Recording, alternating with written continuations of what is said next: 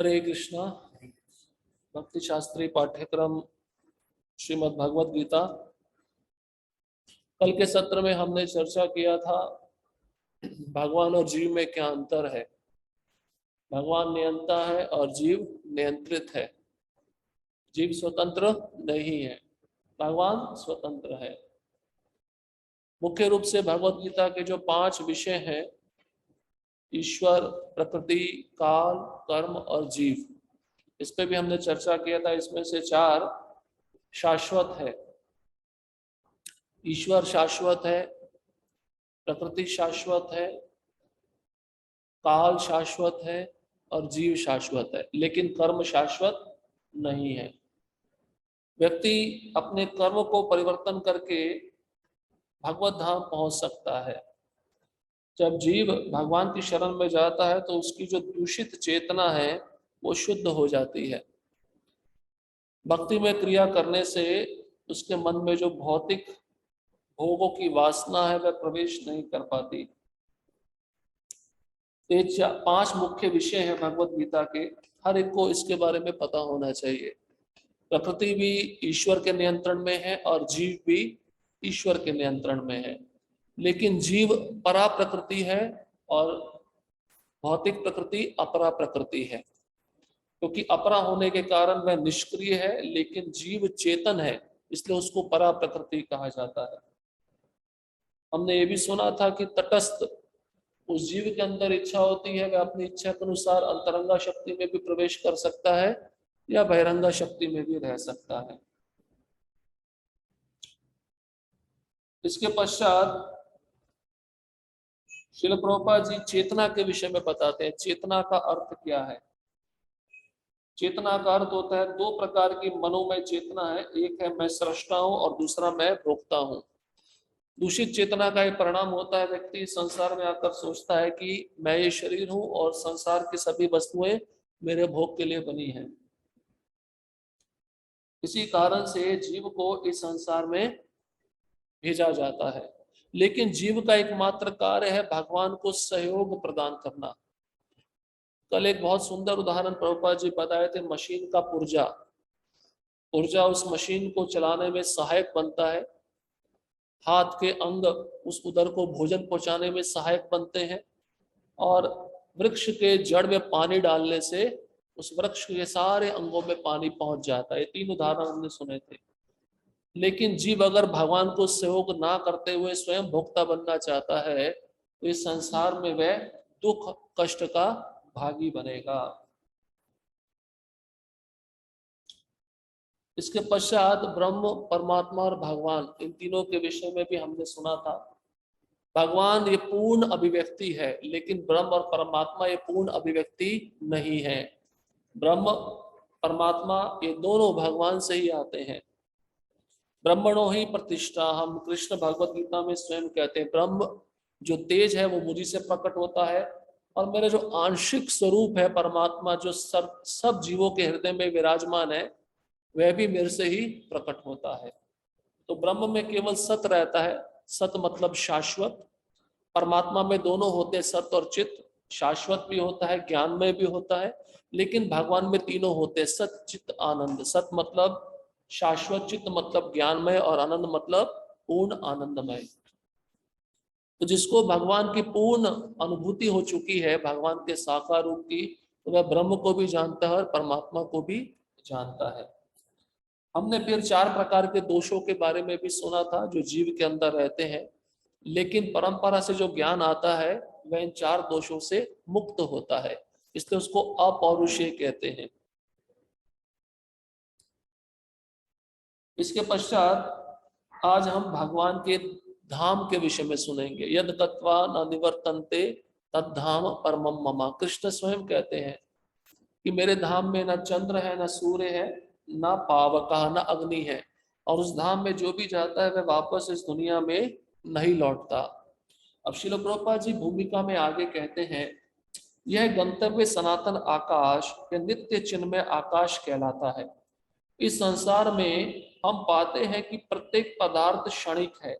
यह उत्पन्न होता है, कुछ काल तक रहता है, कुछ गौण वस्तु उत्पन्न करता है, क्षीण होता है और अंत में लुप्त हो जाता है। भौतिक संसार का यही नियम है, चाहे हम इस शरीर का दृष्टांत ले या फल का या किसी अन्य वस्तु का, किंतु इस क्षणिक संसार से परे एक अन्य संसार है जिसके विषय में हमें जानकारी है। उस संसार में अन्य प्रकृति है जो सनातन है।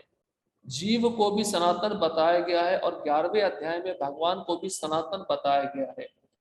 हमारा भगवान के साथ घनिष्ठ संबंध है और चूंकि हम सभी गुणात्मक रूप से एक हैं, सनातन धाम, सनातन भगवान तथा सनातन जीव, अतएव गीता का सारा अभिप्राय हमारे सनातन धर्म को जागृत करना है, जो कि जीव की शाश्वत वृत्ति है। हम अस्थायी रूप से विभिन्न कर्मों में लगे रहते हैं, किंतु यदि हम इन क्षणिक कर्मों को त्याग कर परमेश्वर द्वारा प्रस्तावित कर्मों को ग्रहण कर ले तो हमारे ये सारे कर्म शुद्ध हो जाएं। यही हमारा शुद्ध जीवन कहलाता है। तो प्रभुपाद जी कहते हैं कि संसार में जो भी जीव आता है वो अस्थायी रूप से रहता है, उसको 6 प्रकार के परिवर्तन से गुजरना पड़ता है। जन्म लेता है, कुछ समय तक बढ़ता है, स्थित रहता है, गौण वस्तु उत्पन्न करता है, क्षीण होता है और उसकी मृत्यु हो जाती है। ये हर एक पदार्थ के साथ है, चाहे आप चर जीव देख लो चाहे आप अचर जीव देख लो, दोनों प्रकार के जीवों को 6 प्रकार के परिवर्तन से होकर गुजरना पड़ता है। तो भौतिक जगत में ये 6 प्रकार का परिवर्तन है, किंतु वैकुंठ जगत जो सनातन दिव्य प्रकृति है वहां पे ये 6 प्रकार का परिवर्तन नहीं है। वहां पे व्यक्ति जन्म ही लेता नहीं है, वो शाश्वत रूप से रहता है। जब जन्म ही नहीं है तो मृत्यु भी नहीं है। जन्म और मृत्यु इस जगत के लिए, लेकिन आध्यात्मिक जगत के लिए नहीं है।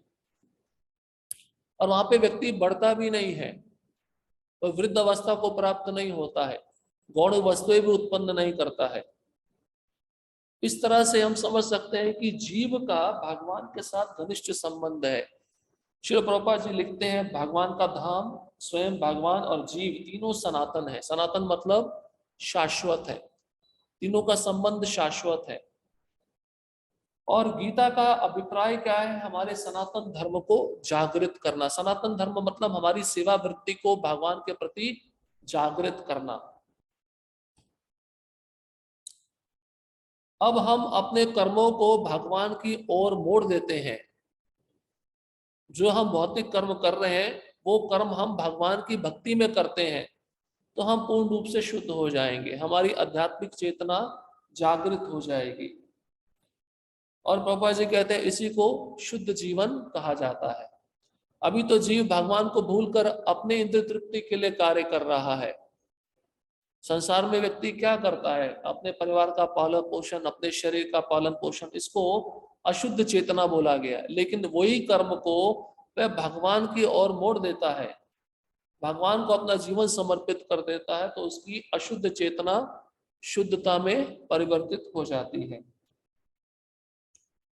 परमेश्वर तथा उनका दिव्य धाम ये दोनों ही सनातन है और जीव भी सनातन है। सनातन धाम में परमेश्वर तथा जीव की संयुक्त संगति ही मानव जीवन की सार्थकता है। भगवान जीवों पर अत्यंत दयालु रहते हैं क्योंकि वह उनके आत्मज हैं। भगवान कृष्ण ने भगवत गीता में घोषित किया है, सर्व योनिषु अहम बीज प्रदः पिता, मैं सबका पिता हूं। निस्संदेह अपने अपने कर्मों के अनुसार नाना प्रकार के जीव हैं, लेकिन यहाँ पर कृष्ण कहते हैं कि वह उन सबके पिता है। अतः भगवान उन समस्त पतित बद्ध जीवों का उद्धार करने तथा उन्हें सनातन धाम वापस बुलाने के लिए अवतरित होते हैं, जिससे सनातन जीव भगवान की नित्य संगति में रहकर अपनी सनातन स्थिति को पुनः प्राप्त कर सके। भगवान स्वयं नाना अवतारों के रूप में अवतरित होते हैं या फिर अपने विश्वस्त सेवकों को अपने पुत्रों, पार्षदों या आचार्यों के रूप में इन बद्ध जीवों का उद्धार करने के लिए भेजते हैं।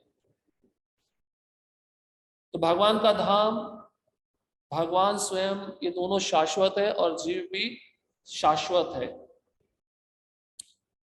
तो जीव का एकमात्र कर्तव्य भगवान के धाम में जाकर भगवान की नित्य संगति प्राप्त करना। जैसे एक पुत्र अपने पिता से बिछुड़ जाता है, अलग हो जाता है, पिता से अलग होने पर उसको कष्ट मिल रहा है, दुख मिल रहा है, लेकिन जब अपने पिता से वह मिल जाएगा, पिता की संगति प्राप्त करेगा, तो उसको आनंद होगा, क्योंकि वह जानता है कि मेरी सभी इच्छाएं मेरे पिता पूरी कर सकते हैं। अब प्रभुपाद जी कहते हैं जीवों पर भगवान बहुत दयालु हैं। दयालु कैसे हैं?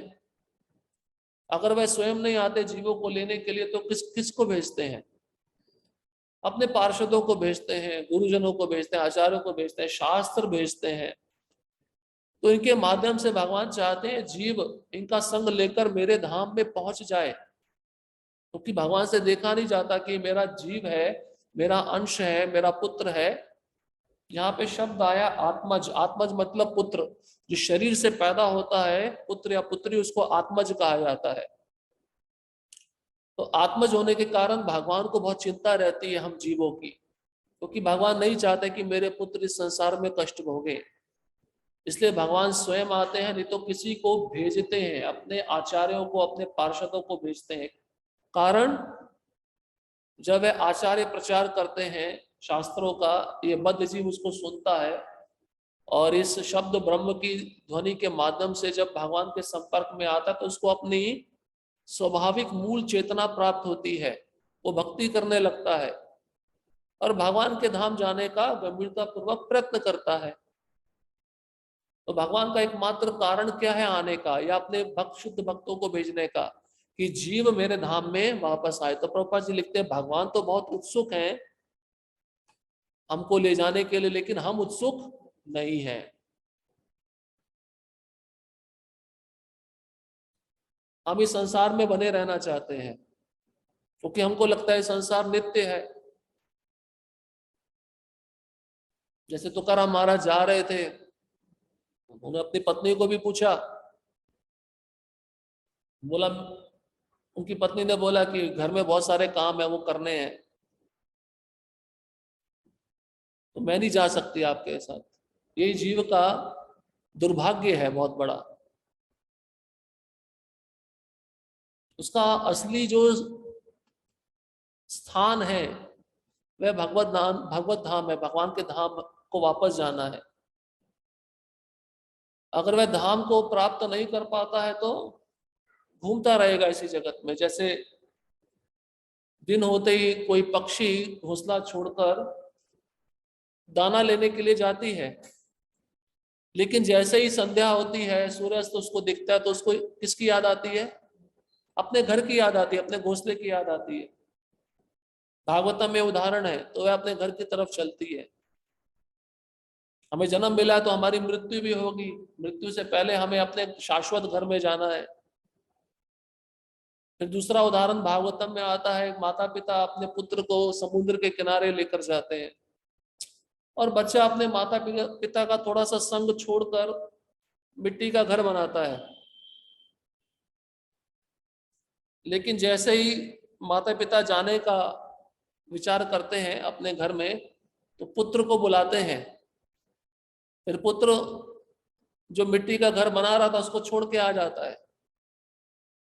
हमने भी अपने मिट्टी के घर बनाए हुए हैं, लेकिन जब जाना पड़ेगा तो उसमें कोई आनाकानी नहीं होनी चाहिए। जैसे वो बच्चा मिट्टी के घर को छोड़ देता है क्योंकि उसका वो शाश्वत घर नहीं है, उसी प्रकार से हमको भी अपना ये मिट्टी का घर छोड़ना पड़ेगा। इचलकरंजी में बना के रखा है, कहीं पे भी बना के रखा है, छोड़ के अपने नित्य घर में जाना होगा। वहां पे किसी प्रकार का कलेश नहीं है, दुख नहीं है। हम्म? तो भगवान हमसे ज्यादा उत्सुक है। पिता ज्यादा उत्सुक होता है ना, कोई पुत्र से उसको प्रेम है, पुत्र की चिंता रहती है, लेकिन पुत्र को कोई चिंता ही नहीं है।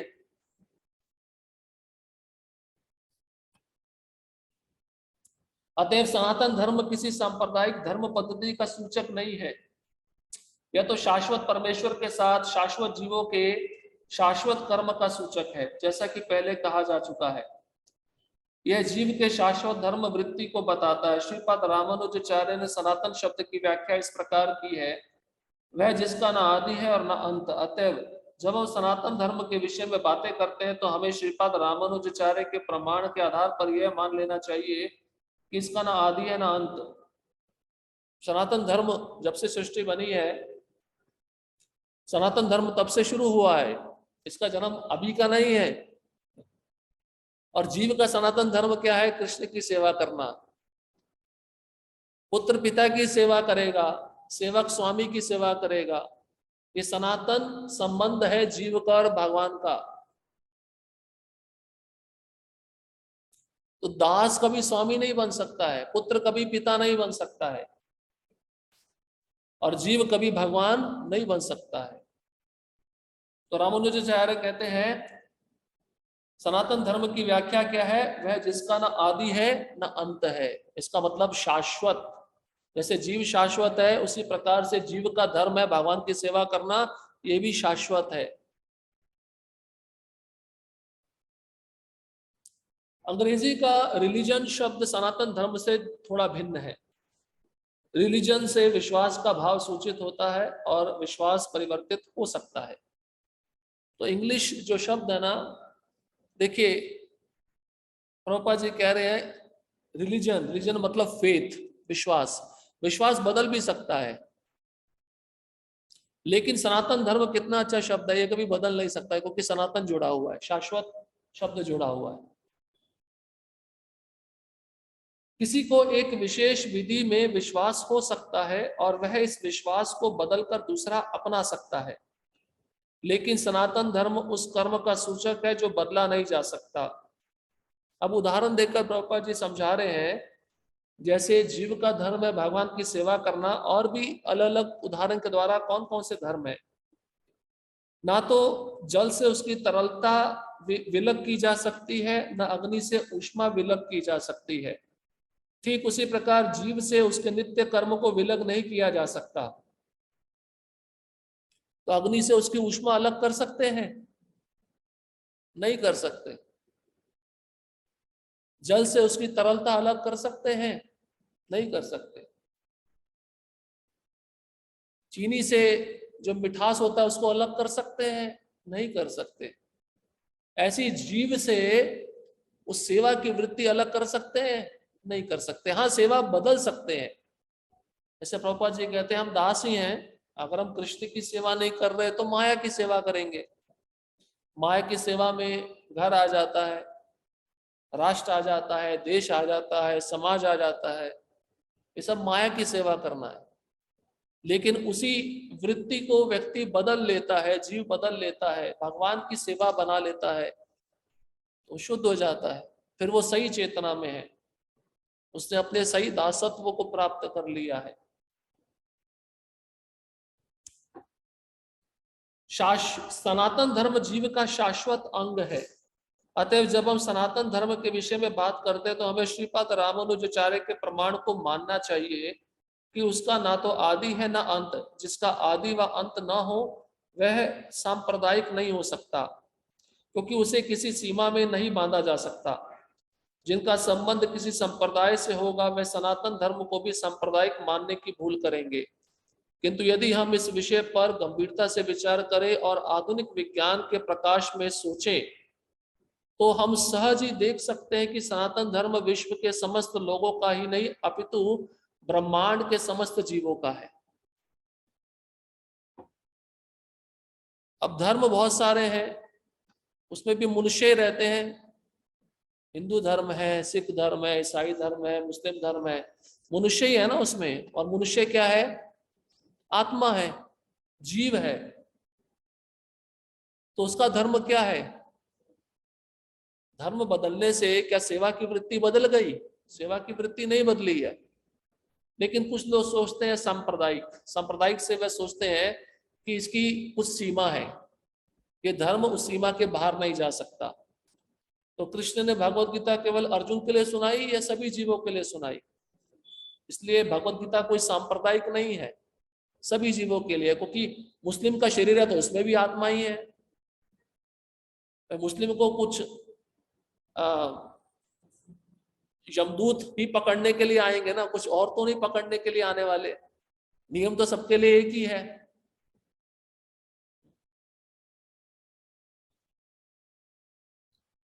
भले ही असनातन धार्मिक विश्वास का मानव इतिहास के पृष्ठों में कोई आदि हो, लेकिन सनातन धर्म के इतिहास का कोई आदि नहीं होता। क्योंकि यह जीवों के साथ शाश्वत चलता रहता है। कितने सारे शरीर प्राप्त किए हैं, उसमें हम सेवा ही किए हैं। चाहे पशु का शरीर मिल जाए तो बच्चों की सेवा करते रहते हैं। तो सेवा क्या है? जीव का शाश्वत धर्म है, इसी को आदि बोला गया है।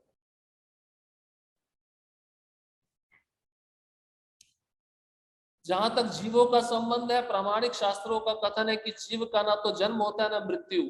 गीता में कहा गया है कि जीव ना तो कभी जन्मता है ना कभी मरता है, वह शाश्वत तथा विनाशी है और इस क्षणभंगुर शरीर के नष्ट होने के बाद भी रहता है।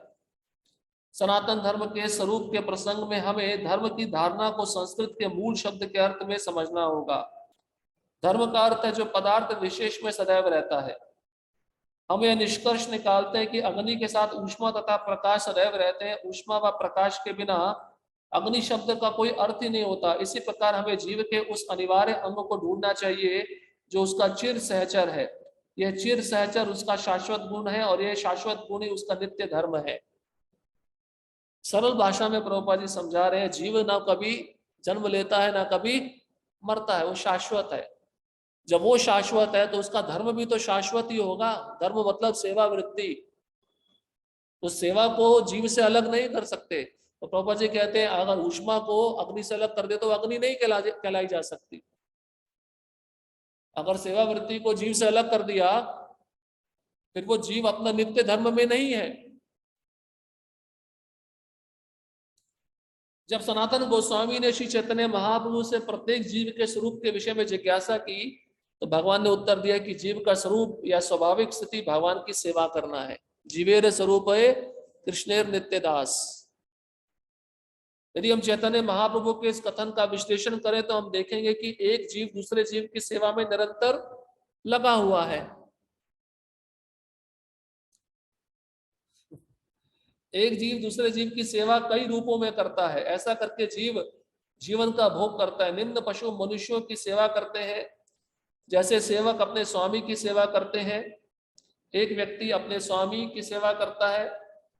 अपने स्वामी की इस प्रकार हम देखते हैं कि एक मित्र दूसरे मित्र की सेवा करता है, माता पुत्र की सेवा करती है, पत्नी पति की सेवा करती है और पति पत्नी की सेवा करता है। यदि हम इसी भावना से खोज करते चले तो पाएंगे कि समाज में एक ऐसा भी अपवाद नहीं है जिसमें कोई जीव सेवा में ना लगा हो। सभी सेवा में लगे हैं ना। कोई ऐसा कह सकता है कि मैं सेवा में नहीं हूं? कोई अपने बॉस की सेवा कर रहा है नौकर बन के, नौकरी करके। कोई माता अपने पुत्र की सेवा कर रही है, कोई पुत्र अपने पिता की सेवा कर रहा है। किसी भी परिस्थिति में आप देख लीजिए। अब प्रधानमंत्री बोले मैंने तो विवाह नहीं किया, वो देश की सेवा कर रहा है। किसी भी परिस्थिति में वो सेवा ही कर रहा है। वो सेवा मतलब उससे अलग नहीं हो सकती। एक राजनेता जनता के समक्ष अपना घोषणा पत्र प्रस्तुत करता है ताकि उनको उसकी सेवा करने की क्षमता के विषय में विश्वास दिला सके। फलतः मतदाता उसे यह सोचते हुए अपना बहुमूल्य मत देते हैं कि वह समाज की महत्वपूर्ण सेवा करेगा। दुकानदार अपने ग्राहक की सेवा करता है और कारीगर शिल्पी पूंजीपतियों की सेवा करते हैं। पूंजीपति अपने परिवार की सेवा करता है और परिवार शाश्वत जीव की शाश्वत सेवा क्षमता से राज्य की सेवा करता है। इस प्रकार हम देख सकते हैं कि कोई भी जीव अन्य जीव की सेवा करने से मुक्त नहीं है। अतएव हम यह निष्कर्ष निकाल सकते हैं कि सेवा जीव की चिर सहचरी है और सेवा करना जीव का शाश्वत सनातन धर्म है। हमारी सहचरी कौन है? नित्य सेवा। कोई हमारी स्त्री सहचरी नहीं है, कोई पुरुष हमारा सहचर नहीं है। किसी भी शरीर में जाएंगे, किसी भी परिस्थिति में रहेंगे, किसी भी समाज में जन्म लेंगे, हम सेवा करते ही रहेंगे। ये हमारी नित्य सहचरी है। अब जीव भूल चुका है कि मुझे सेवा किस जगह करनी चाहिए। इन सबकी सेवा करके जीव अपने कालावधि को इस संसार में बढ़ाता है, जन्म मृत्यु के चक्र को बढ़ाता है। लेकिन इसी सेवा वृत्ति को अगर वह भगवान की सेवा की तरफ मोड़ दे तो उसकी जन्म मृत्यु चक्र समाप्त हो जाएगा, उसका बंधन नष्ट हो जाएगा। प्रहलाद महाराज बोलते हैं हम सब जन्म मृत्यु के चक्र में एक गोल झूले की तरह घूम रहे हैं। कभी ऊपर जाते हैं, कभी नीचे आते हैं। ऊपर मतलब कभी देवताओं का शरीर मिल जाता है और कभी नीचे आते तो नरक में जाना पड़ता है, यातनाएं सहन करनी पड़ती है। इसलिए कहते हैं ब्रह्मांड भ्रमिते कौन भाग्यवान जीव, गुरु कृष्ण प्रसादे पाए भक्ति लता बीच। इस ब्रह्मांड में जीव घूम रहा है, ऊपर से नीचे, दाएं से बाएं, सभी दिशाओं में घूम रहा है, लेकिन वही भाग्यवान जीव है जो गुरु के संग में आकर भक्ति रूपी लता बीज को प्राप्त करके कृष्ण के धाम में वापस पहुंच जाता है।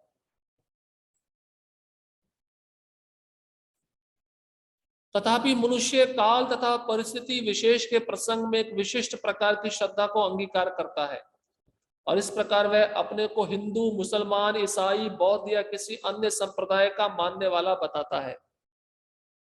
ये सभी उपाधियां सनातन धर्म नहीं है। प्रभुपाद जी कहते हैं आज मुस्लिम परिवार में जन्मे हो तो कल हिंदू परिवार में जन्मोगे। आज आप भारत का तिरंगा लहरा रहे हो, हर घर तिरंगा, कल को पाकिस्तान के भूमि में जन्मोगे तो पाकिस्तान का झंडा लहराओगे। शरीर तो बदल रहा है, आत्मा तो वही है, धर्म तो वही है।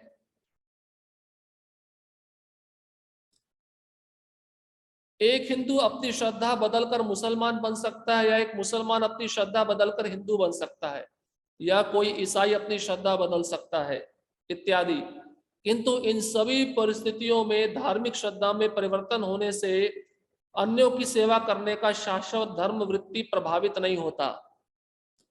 हिंदू मुसलमान बन जाए तो सेवा बंद हो जाएगी क्या? सेवा तो चल रही है। और मुसलमान हिंदू बन जाए तो सेवा बंद हो जाएगी? सेवा फिर भी चल रही है। हिंदू, मुसलमान या ईसाई समस्त परिस्थितियों में किसी न किसी के सेवक हैं। अतएव किसी विशेष श्रद्धा को अंगीकार करना अपने सनातन धर्म को अंगीकार करना नहीं है, सेवा करना ही सनातन धर्म है। वस्तुतः भगवान के साथ हमारा संबंध सेवा का संबंध है। अब प्रभुपाद जी निष्कर्ष पे आ रहे हैं। परमेश्वर परम भोक्ता है और हम सारे जीव उनके सेवक हैं। हम सब उनके भोग सुख के लिए उत्पन्न किए गए हैं, और यदि हम भगवान के साथ उस नित्य भोग में भाग लेते हैं तो हम सुखी बनते हैं। जैसे कल भी उदाहरण सुना, शरीर के अंग है, अगर वो भूख हड़ताल कर दे, उंगलियां बोले कि अब हम उधर को भोजन नहीं पहुंचाएंगे, तो उंगलियों को सुख मिलेगा क्या? कुछ समय के बाद वो भी क्षीण होने लगेंगी। अब वही उंगलियां सोचे कि हमारा दायित्व है, हमारा धर्म है उधर में भोजन पहुंचाना, और जैसे वो भोजन पहुंचाएंगी तो उसको स्वयं शक्ति मिल जाएगी। तो प्रभा जी कहते हैं हम कृष्ण के सुख के लिए बने हैं, अपने सुख के लिए नहीं बने। लेकिन जीव अब क्या कर रहा है? अपना सुख ढूंढ रहा है संसार में। इसी कारण से उसको दुख मिल रहा है, क्योंकि वह भोक्ता कभी भी नहीं बन सकता।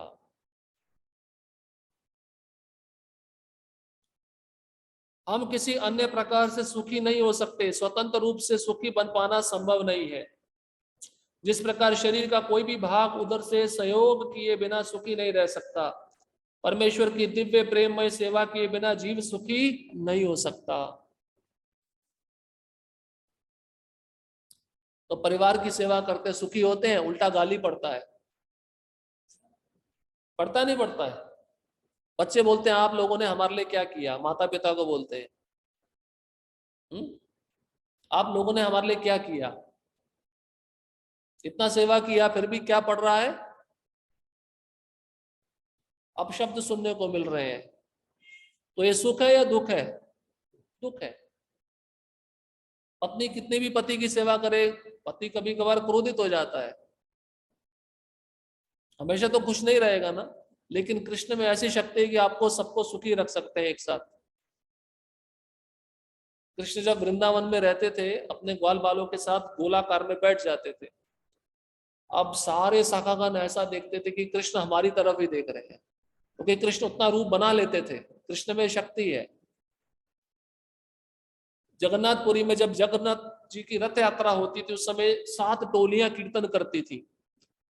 तो हर एक टोली में जितने भक्त थे उनको लगता था चैतन्य महाप्रभु हमारी टोली में नृत्य कर रहे हैं। चैतन्य महाप्रभु उस समय जितनी टोलियां थी उतना रूप बना लेते थे। तो भगवान के अंदर विशेषता है, वो परमात्मा रूप में सबके साथ है तो सबके साथ सहयोग भी कर रहे हैं। लेकिन जीव क्या परिवार के साथ सहयोग कर सकता है? आप एक को खुश करो, दूसरा नाराज हो जाएगा। इसलिए ये परिवार, समाज, देश, राज्य, इसकी सेवा करके जीव सुखी नहीं हो सकता है। कृष्ण की सेवा करके उसको सुख मिलेगा। और देखिए उसमें इतना सुख मिलता है कि वो सब कुछ छोड़ देता है। समाज को छोड़ देगा, परिवार को छोड़ देगा, क्यों? क्योंकि उसको कुछ सुख मिल रहा है ना। भरत महाराज ने इतने छोटी आयु में सारा ऐश्वर्य छोड़ दिया, तो क्योंकि कृष्ण के चरण कमलों में उनको कुछ मिल रहा था। जब ऊंचा स्वाद मिलता है तभी तो व्यक्ति निम्न स्वाद को छोड़ता है। परम दृष्टवा निवर्तते। भगवत गीता में विभिन्न देवों की पूजा या सेवा करने का अनुमोदन नहीं किया गया है। अब देवताओं की पूजा पे आ रहे हैं। प्रभुपाद जी इसके विषय में भी बता रहे हैं। उसमें 7वां अध्याय 20वां श्लोक में कहा गया, कामैस्ते हते ज्ञाना प्रपद्यन्ते अन्य देवता तम तम नियम आस्थाय प्रकृत्या नियता स्वया। जिनकी बुद्धि भौतिक इच्छाओं द्वारा चुरा ली गई है वे देवताओं की शरण में जाते हैं और वे अपने अपने स्वभावों के अनुसार पूजा के विशेष विधि विधानों का पालन करते हैं। तो कृष्ण ने कभी भी रिकमेंडेशन नहीं दिया कि आप देवी देवताओं की पूजा करो। यहाँ पे स्पष्ट रूप से कृष्ण खंडन कर रहे हैं देवी देवताओं के पूजा की। देवी देवताओं की शरण में कौन जाता है? जिनकी भौतिक बुद्धि माया के द्वारा हर ली गई है, जिनके अंदर भौतिक इच्छाएं पैदा हो गई है। भौतिक इच्छाओं को पूरा करने के लिए देवताओं की पूजा की जाती है। और कृष्ण कहते हैं जब उनके मन में ऐसी इच्छा आ जाती है, उस पूजा विशेष की विधि को पालन करने के लिए मैं वैसा सुविधा तैयार करता हूं। इच्छा किसकी है? उन उपासकों की है। कृष्ण वो सुविधा बना रहे हैं। कृष्ण यहाँ पे तो खंडन कर रहे हैं और कहते हैं कि वो देवताओं की पूजा करना चाहता है क्योंकि भौतिक इच्छा पूरी करनी है, इसलिए मैं वैसा सुविधा बना देता हूं उसके लिए।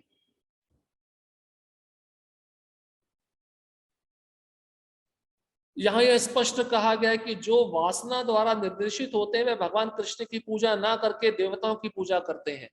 तो भागवतम के 5 श्लोकों में सुखदेव गोस्वामी किस किस देवता से क्या क्या वर मिलता है उसके बारे में भी बताए हैं।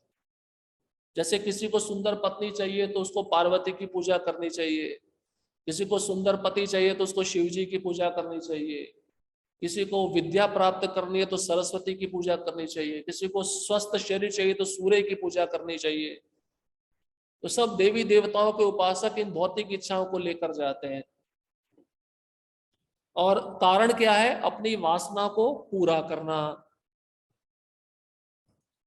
जब हम कृष्ण का नाम लेते हैं तो हम किसी सांप्रदायिक नाम का उल्लेख नहीं करते। कृष्ण का अर्थ है सर्वोच्च आनंद और इसकी पुष्टि हुई है कि परमेश्वर समस्त आनंद के आगार हैं। हम सभी आनंद की खोज में लगे रहते हैं। आनंदमयो अभ्यासात, वेदांत सूत्र 1.1.12। भगवान की ही भांति जीव चेतना से पूर्ण है और सुख की खोज में रहते हैं। भगवान तो हमेशा सुखी है और यदि जीव उनकी संगति करते हैं, उनके साथ सहयोग करते हैं तो वे भी सुखी बन जाते हैं। तो जीव का स्वभाव क्या है? आनंदमयो अभ्यासात, आनंद चाहता है जीव। तो आनंद उसको कहां मिलेगा? कृष्ण के चरण कमलों में मिलेगा। जब वह जीव कृष्ण की सेवा करेगा, उनकी संगति करेगा और उनको सहयोग देगा, तभी वह सुखी बन सकता है। भगवान इस मर्त्य लोक में सुख से पूर्ण अपनी वृंदावन लीलाएं प्रदर्शित करने के लिए अवतरित होते हैं।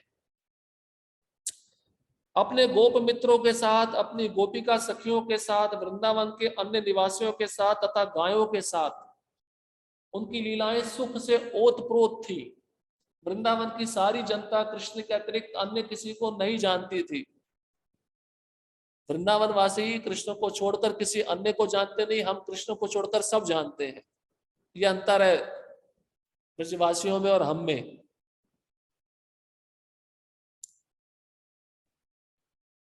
परंतु भगवान कृष्ण ने अपने पिता नंद महाराज को भी इंद्रदेव की पूजा करने से निरुत्साहित किया, क्योंकि वे इस तथ्य को प्रतिष्ठित करना चाहते थे कि लोगों को किसी भी देवता की पूजा करने की आवश्यकता नहीं है। तो कृष्ण देखिए जो कर रहे हैं तो भगवत गीता में बोल भी रहे हैं। उन्होंने इंद्र की पूजा बंद कराई। तो उन्होंने भगवत गीता में यही बोला ना कि देवताओं की पूजा मत करो। तो देवताओं की पूजा करने के पक्ष में कृष्ण नहीं है। नहीं तो गोवर्धन की लीला नहीं होती, नहीं तो नंद बाबा को बोल देते कृष्ण आप इंद्र की पूजा कर सकते हो। इंद्र की पूजा क्यों रुकवाई कृष्ण, इसके पीछे ये भी बताते हैं। देवी देवताओं की पूजा करते करते व्यक्ति के अंदर भोग वासना और बढ़ती जाती है, क्योंकि देवी देवता क्या करते हैं, उसकी इच्छाओं को पूरा करते रहते हैं। अब भोग वासना बढ़ती जाएगी तो वह उस चक्र में फंस जाता है, और चक्र में फंस गया तो जन्म मृत्यु के चक्र से बाहर नहीं आ पाएगा। इसलिए कृष्ण देखिए शुद्ध ज्ञान देते हैं, भगवत गीता में स्पष्ट कहते हैं किसी देवी देवता के पास जाने की आवश्यकता नहीं है। आपको इच्छा है कुछ मांगने की तो कृष्ण के पास जाओ, कोई समस्या नहीं। पुत्र अपने पिता से ही मांगेगा, पिता को छोड़कर अन्य के पास जाएगा तो उसको कोई वस्तु मिल सकती है? नहीं मिल सकती। मिल भी जाए तो उसको लाभ नहीं देने वाली। लेकिन कृष्ण जानते हैं मेरा जो शाश्वत अंश जीव है उसको क्या चाहिए, तो कृष्ण उस भक्त की सुविधा के अनुसार, उसकी इच्छा के अनुसार वह वस्तु उसको प्रदान करते हैं।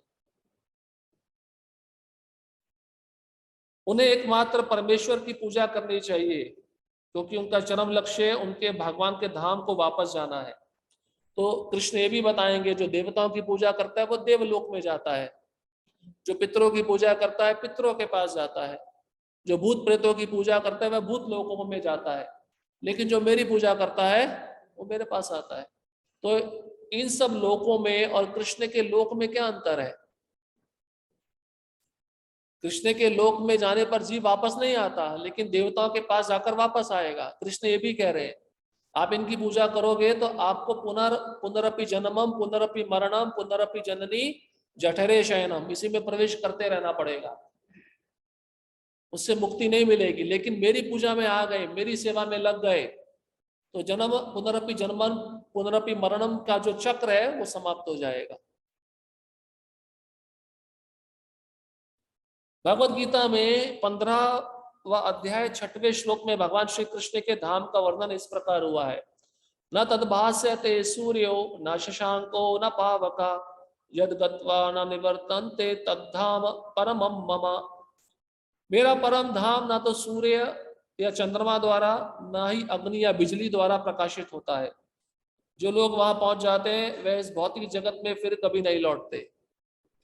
अब एक प्रश्न उठता है, भगवान के धाम में सूर्य नहीं है, चंद्रमा नहीं है, बिजली नहीं है, अग्नि नहीं है, तो प्रकाशित धाम कैसे है?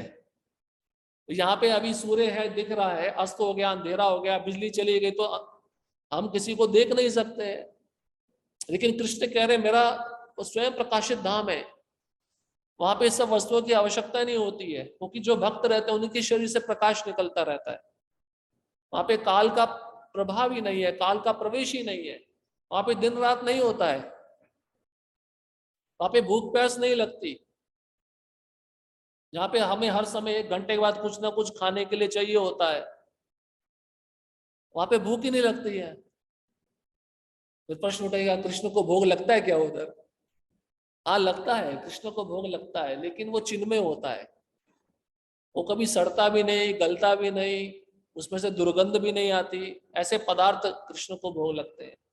चिन्मय है सब कुछ, चिन्मय मतलब दिव्य, हमारी कल्पना से परे है। इसलिए शास्त्र में कहा गया है हम अपनी भौतिक इंद्रियों से चिन्मय आकाश को या भगवान के धाम को, उनके नाम रूप गुण लीला को नहीं समझ सकते। जैसे आप अभी यहाँ पे अपने घर में बैठे हो, जो भारत का प्रधानमंत्री है वो इस समय क्या कर रहा है, क्या खा रहा है, क्या पहन रहा है, आप समझ सकते हो क्या? आप तभी समझोगे जब उसके पास में जाओगे, जब उसके साथ में रहोगे। तो उसी प्रकार से जब हम भगवान के धाम वापस जाएंगे, उनके संग में रहेंगे, तभी हम उस चिन्मय आकाश को समझ सकते हैं। अभी तो हमें आश्चर्य लगेगा, हमारी सूर्य तो इतना बड़ा है, इतना प्रकाश देता है, वहां पे सूर्य नहीं होगा तो प्रकाश कैसे आएगा? वहां पे सब कुछ है। किसी वस्तु की, किसी जड़ वस्तु की, ये संसार के सूर्य की, चंद्रमा की कोई आवश्यकता नहीं होती। और भगवान कहते हैं जो उस धाम में आ जाता है वह वापस कभी भी इस भौतिक जगत में नहीं लौटता। इसमें तो विश्वास होना चाहिए ना। आप सुबह अपने घर से निकलते हो, शाम को अपने घर में आते हो, आके सुकून मिलता नहीं मिलता है? किसी लंबी यात्रा में जाते हो और याद आती है घर की, क्योंकि यात्रा में तो कष्ट मिलता है, लेकिन जैसे घर पहुंचते तो आराम मिलता है। अब थोड़े समय के लिए हम मेहमान बनकर इस जगत में आ गए हैं, और जब भगवान के धाम में जाएंगे तो कितना आनंद आएगा। इसलिए वहां पे जाने का प्रयत्न करना चाहिए, चिंतन करना चाहिए, मुझे वहीं पे जाना है, मेरा गंतव्य स्थान वही है।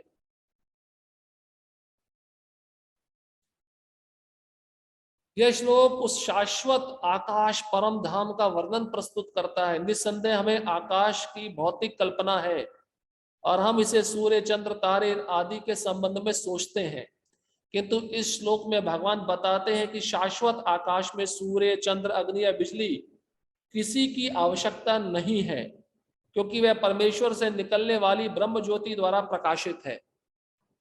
कारण पता चल गया, सूर्य, चंद्रमा इसका क्यों आवश्यकता नहीं, क्योंकि भगवान के शरीर से इतना तेज निकल रहा है, वहां पे अंधेरा होता ही नहीं है। अंधेरा मतलब भय, रात्रि से सबको डर लगता है ना, रात्रि में चोर आ जाएंगे, भूत प्रेत पकड़ लेंगे, वहां पे रात्रि है ही नहीं, तो डर किस बात का।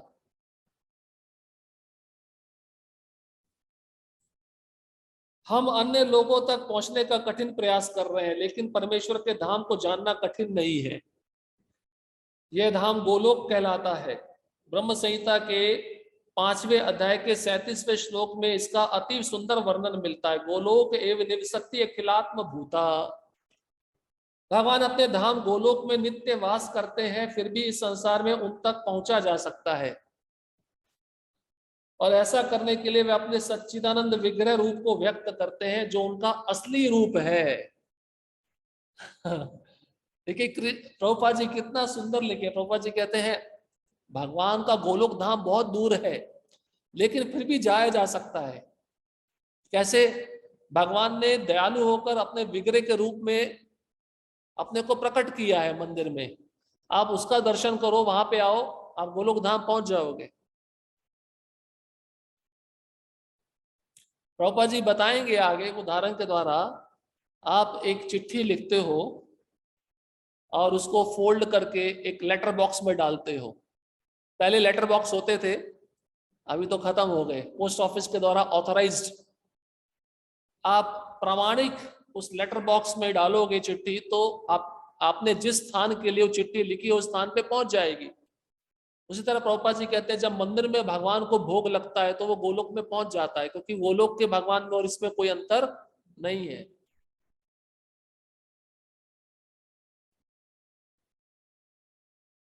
इसलिए भगवान दयालु होकर विग्रह का रूप लेते हैं, अर्चा विग्रह, कि जीव आए, मेरा दर्शन करे, मेरी सेवा करे। इस सेवा करने से उसको मेरा धाम प्राप्त हो जाएगा।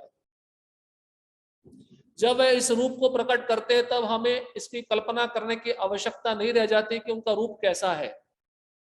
अभी तो आपको दिख गया ना कैसा रूप है, पूछते हैं भगवान कैसे हैं। प्रभुपाद जी एक ही शब्द में बोले हैं, कृष्ण मोर पंख धारण करते हैं, पीतांबर पहनते हैं, मुरली बजाते हैं और गाय चराते हैं। ये 4 चीजों में कृष्ण का पूरा वर्णन कर दिया उन्होंने, ये भगवान है।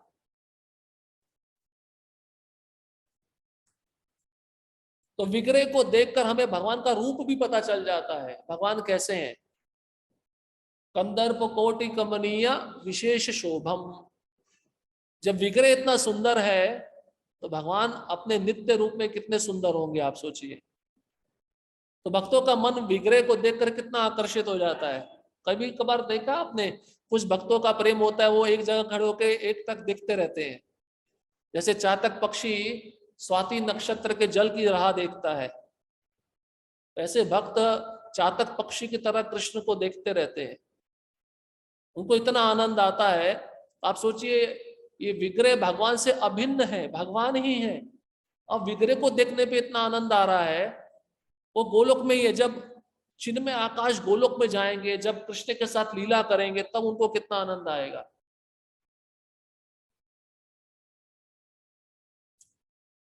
ऐसे काल्पनिक चिंतन को निरुत्साहित करने के लिए वे अवतार लेते हैं और अपने श्याम सुंदर स्वरूप को प्रदर्शित करते हैं। लोग कहते हैं ना भगवान निराकार है, कृष्ण कहते हैं मैं निराकार नहीं हूं, मेरा सुंदर आकार है, देखो श्याम सुंदर रूप है, मैं इस रूप में आता हूं। इन लोगों को, इनके मत का खंडन करने के लिए भगवान प्रकट होते हैं इस रूप में। दुर्भाग्यवश अल्पज्ञ लोग उनकी हंसी उड़ाते हैं, क्योंकि वे हमारे जैसे बनकर आते हैं और हमारे साथ मनुष्य रूप में खेलते कूदते हैं। लेकिन इस कारण हमें यह नहीं सोचना चाहिए कि वे हमारी तरह है। हमारे जैसे दिखते हैं लेकिन हमारी तरह नहीं है, इसमें बहुत बड़ा अंतर है।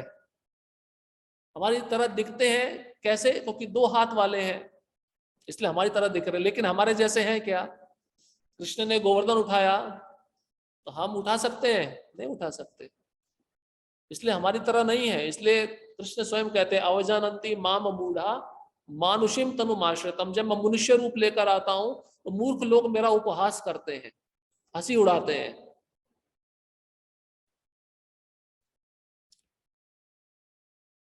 वे अपनी सर्वशक्ति मत्ता के कारण ही अपने वास्तविक रूप में हमारे समक्ष प्रकट होते हैं और अपनी लीलाओं का प्रदर्शन करते हैं, जो उनके धाम में होने वाली लीलाओं की अनुकृतियां प्रतिरूप होती हैं।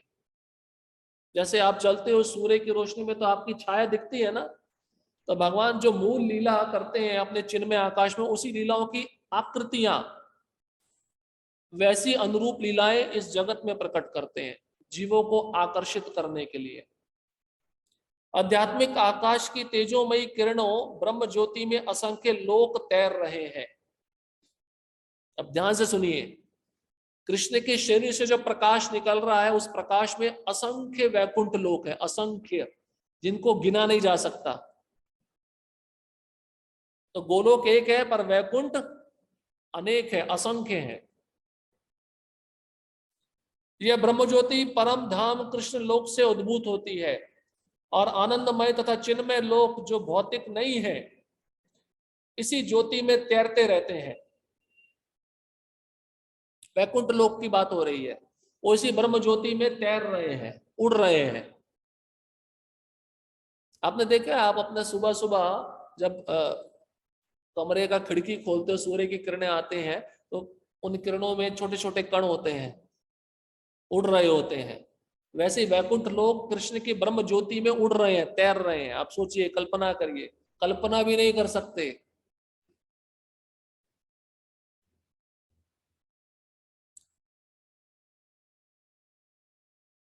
भगवान कहते हैं न तद भासते सूर्यो न शशांको न पावका यद गत्वा न निवर्तन्ते तद धाम परमम मम। जो इस आध्यात्मिक आकाश तक पहुंच जाता है उसे इस भौतिक आकाश में लौटने की आवश्यकता नहीं रह जाती। भौतिक आकाश में यदि हम सर्वोच्च लोक ब्रह्म लोक को भी प्राप्त कर ले, चंद्रलोक का तो कहना ही क्या, तो वहां भी वही जीवन की परिस्थितियां जन्म मृत्यु व्याधि तथा जरा होंगी। भौतिक ब्रह्मांड का कोई भी लोक संसार के इन चार नियमों से मुक्त नहीं है। तो ब्रह्मलोक भी जाओ, वहां पे भी जन्म मृत्यु जरा व्याधि है। तो चंद्रलोक के बारे में क्या कहना? आजकल लोग चंद्रलोक पे जमीन खरीद रहे हैं। पृथ्वी पे उनका घर शाश्वत नहीं है, लेकिन चंद्रमा पे जमीन खरीद रहे हैं। उनको लगता है मरने के बाद हम चंद्रमा में जाकर रहेंगे घर बनाकर। चंद्रमा पे भी जाकर जन्म मृत्यु जरा व्याधि चारों है, उससे कोई छूट नहीं सकता है।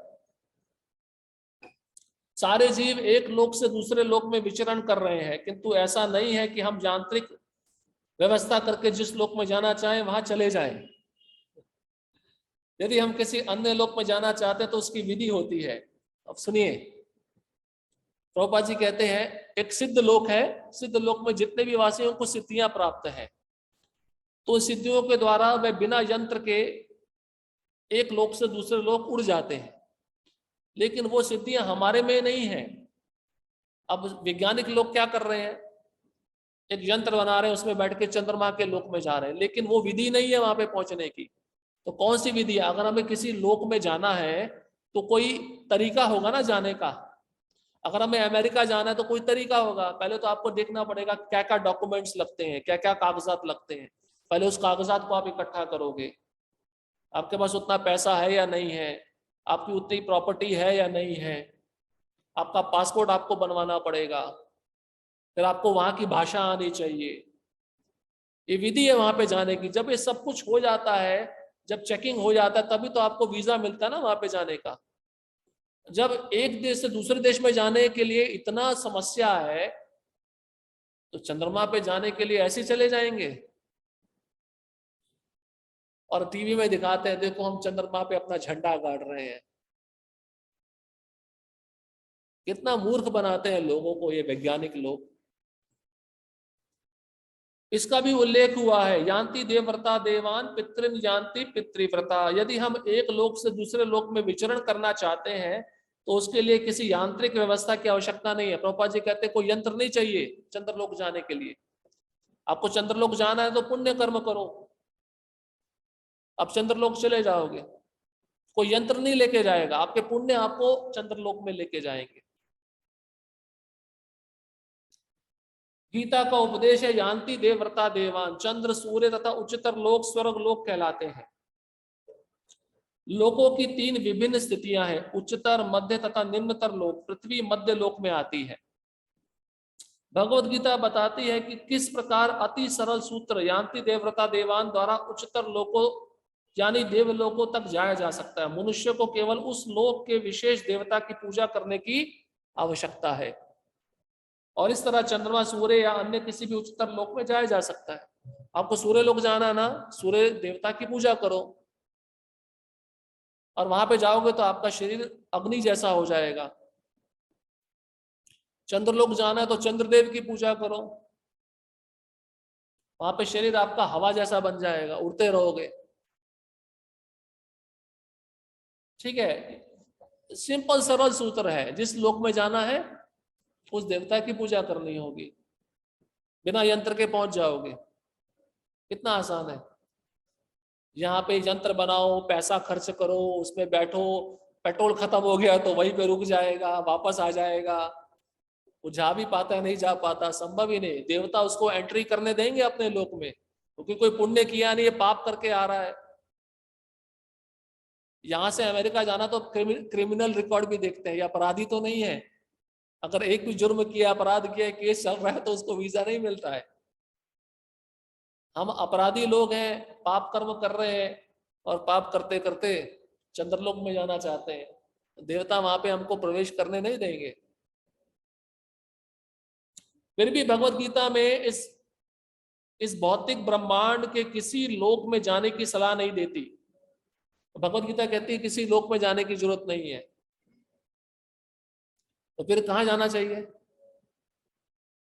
कहीं ना कहीं तो जाना पड़ेगा ना, क्योंकि चाहे हम किसी यांत्रिक युक्ति से 40,000 वर्षों, और कौन इतने समय तक जीवित रहेगा, तक यात्रा करके सर्वोच्च लोक ब्रह्मलोक क्यों ना चले जाएं, किंतु फिर भी वहां हमें जन्म, मृत्यु, जरा तथा व्याधि जैसी भौतिक असुविधाओं से मुक्ति नहीं मिल सकेगी।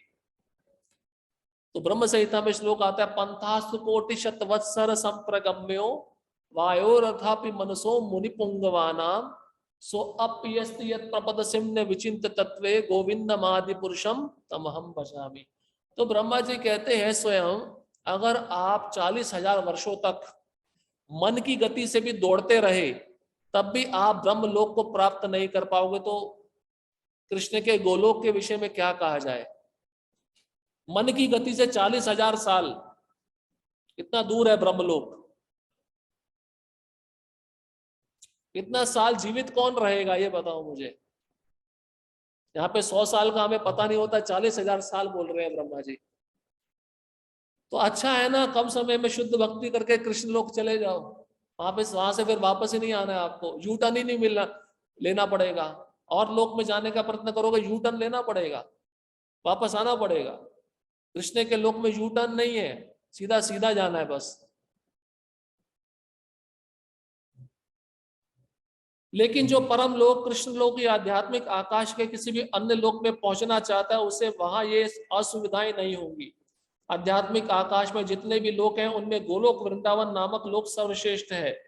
जो भगवान श्री कृष्ण का आदि धाम है। यह सारी जानकारी भगवत गीता में दी हुई है और इसमें उपदेश दिया गया है कि किस प्रकार हम इस भौतिक जगत को छोड़े और आध्यात्मिक आकाश में वास्तविक आनंद में जीवन की शुरुआत कर सकते हैं। तो गीता में यह भी विधि बताई है कृष्ण के लोग कैसे जाना है। अब कृष्ण कहते हैं अंतिम समय में जो मेरा स्मरण करेगा वो मेरे लोक में आएगा।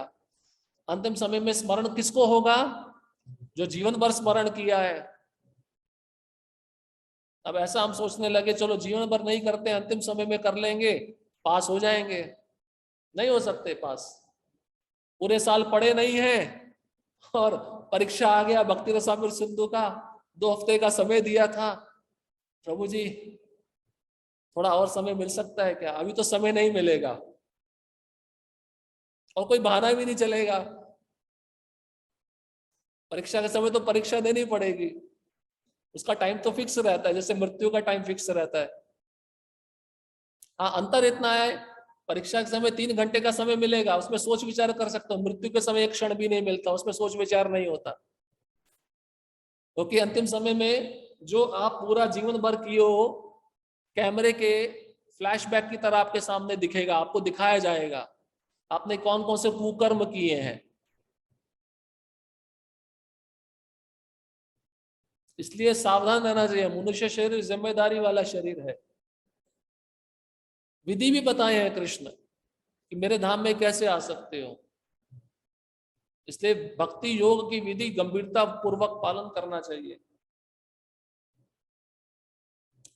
भगवत गीता के 15वें अध्याय में भौतिक जगत का वास्तविक चित्रण हुआ है। कहा गया ऊर्ध्व मूल मद शाखम अश्वत्थम प्राहुरव्ययम छंदासी यस्य पर्णानि यस्तम वेद स वेदवित्। यहाँ पर भौतिक जगत का वर्णन उस वृक्ष के रूप में हुआ है जिसकी जड़ें ऊर्ध्वमुखी ऊपर की ओर और शाखाएं अधोमुखी नीचे की ओर है। कितना अजीब वृक्ष है, कभी ऐसा वृक्ष देखा है आपने? जड़ ऊपर की ओर शाखाएं नीचे की ओर, उसी वृक्ष में हम रह रहे हैं। ये भौतिक संसार है। कृष्ण बहुत सुंदर वर्णन किए हैं भगवत गीता के 15वें अध्याय में।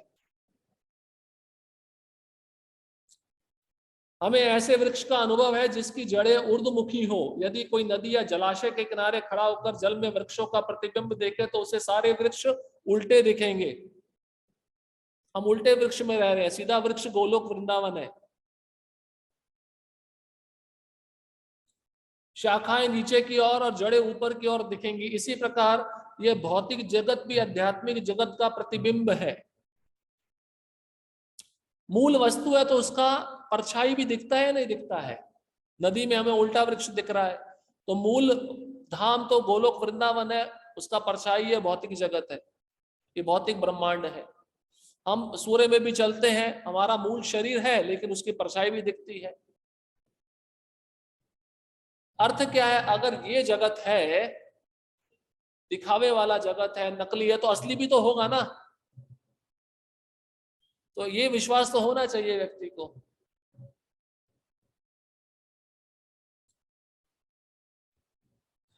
ये भौतिक जगत वास्तविक का प्रतिबिंब छाया मात्र है। छाया में कोई वास्तविकता या सार नहीं होता, लेकिन छाया से हम यह समझ लेते हैं कि वस्तु तथा वास्तविकता है।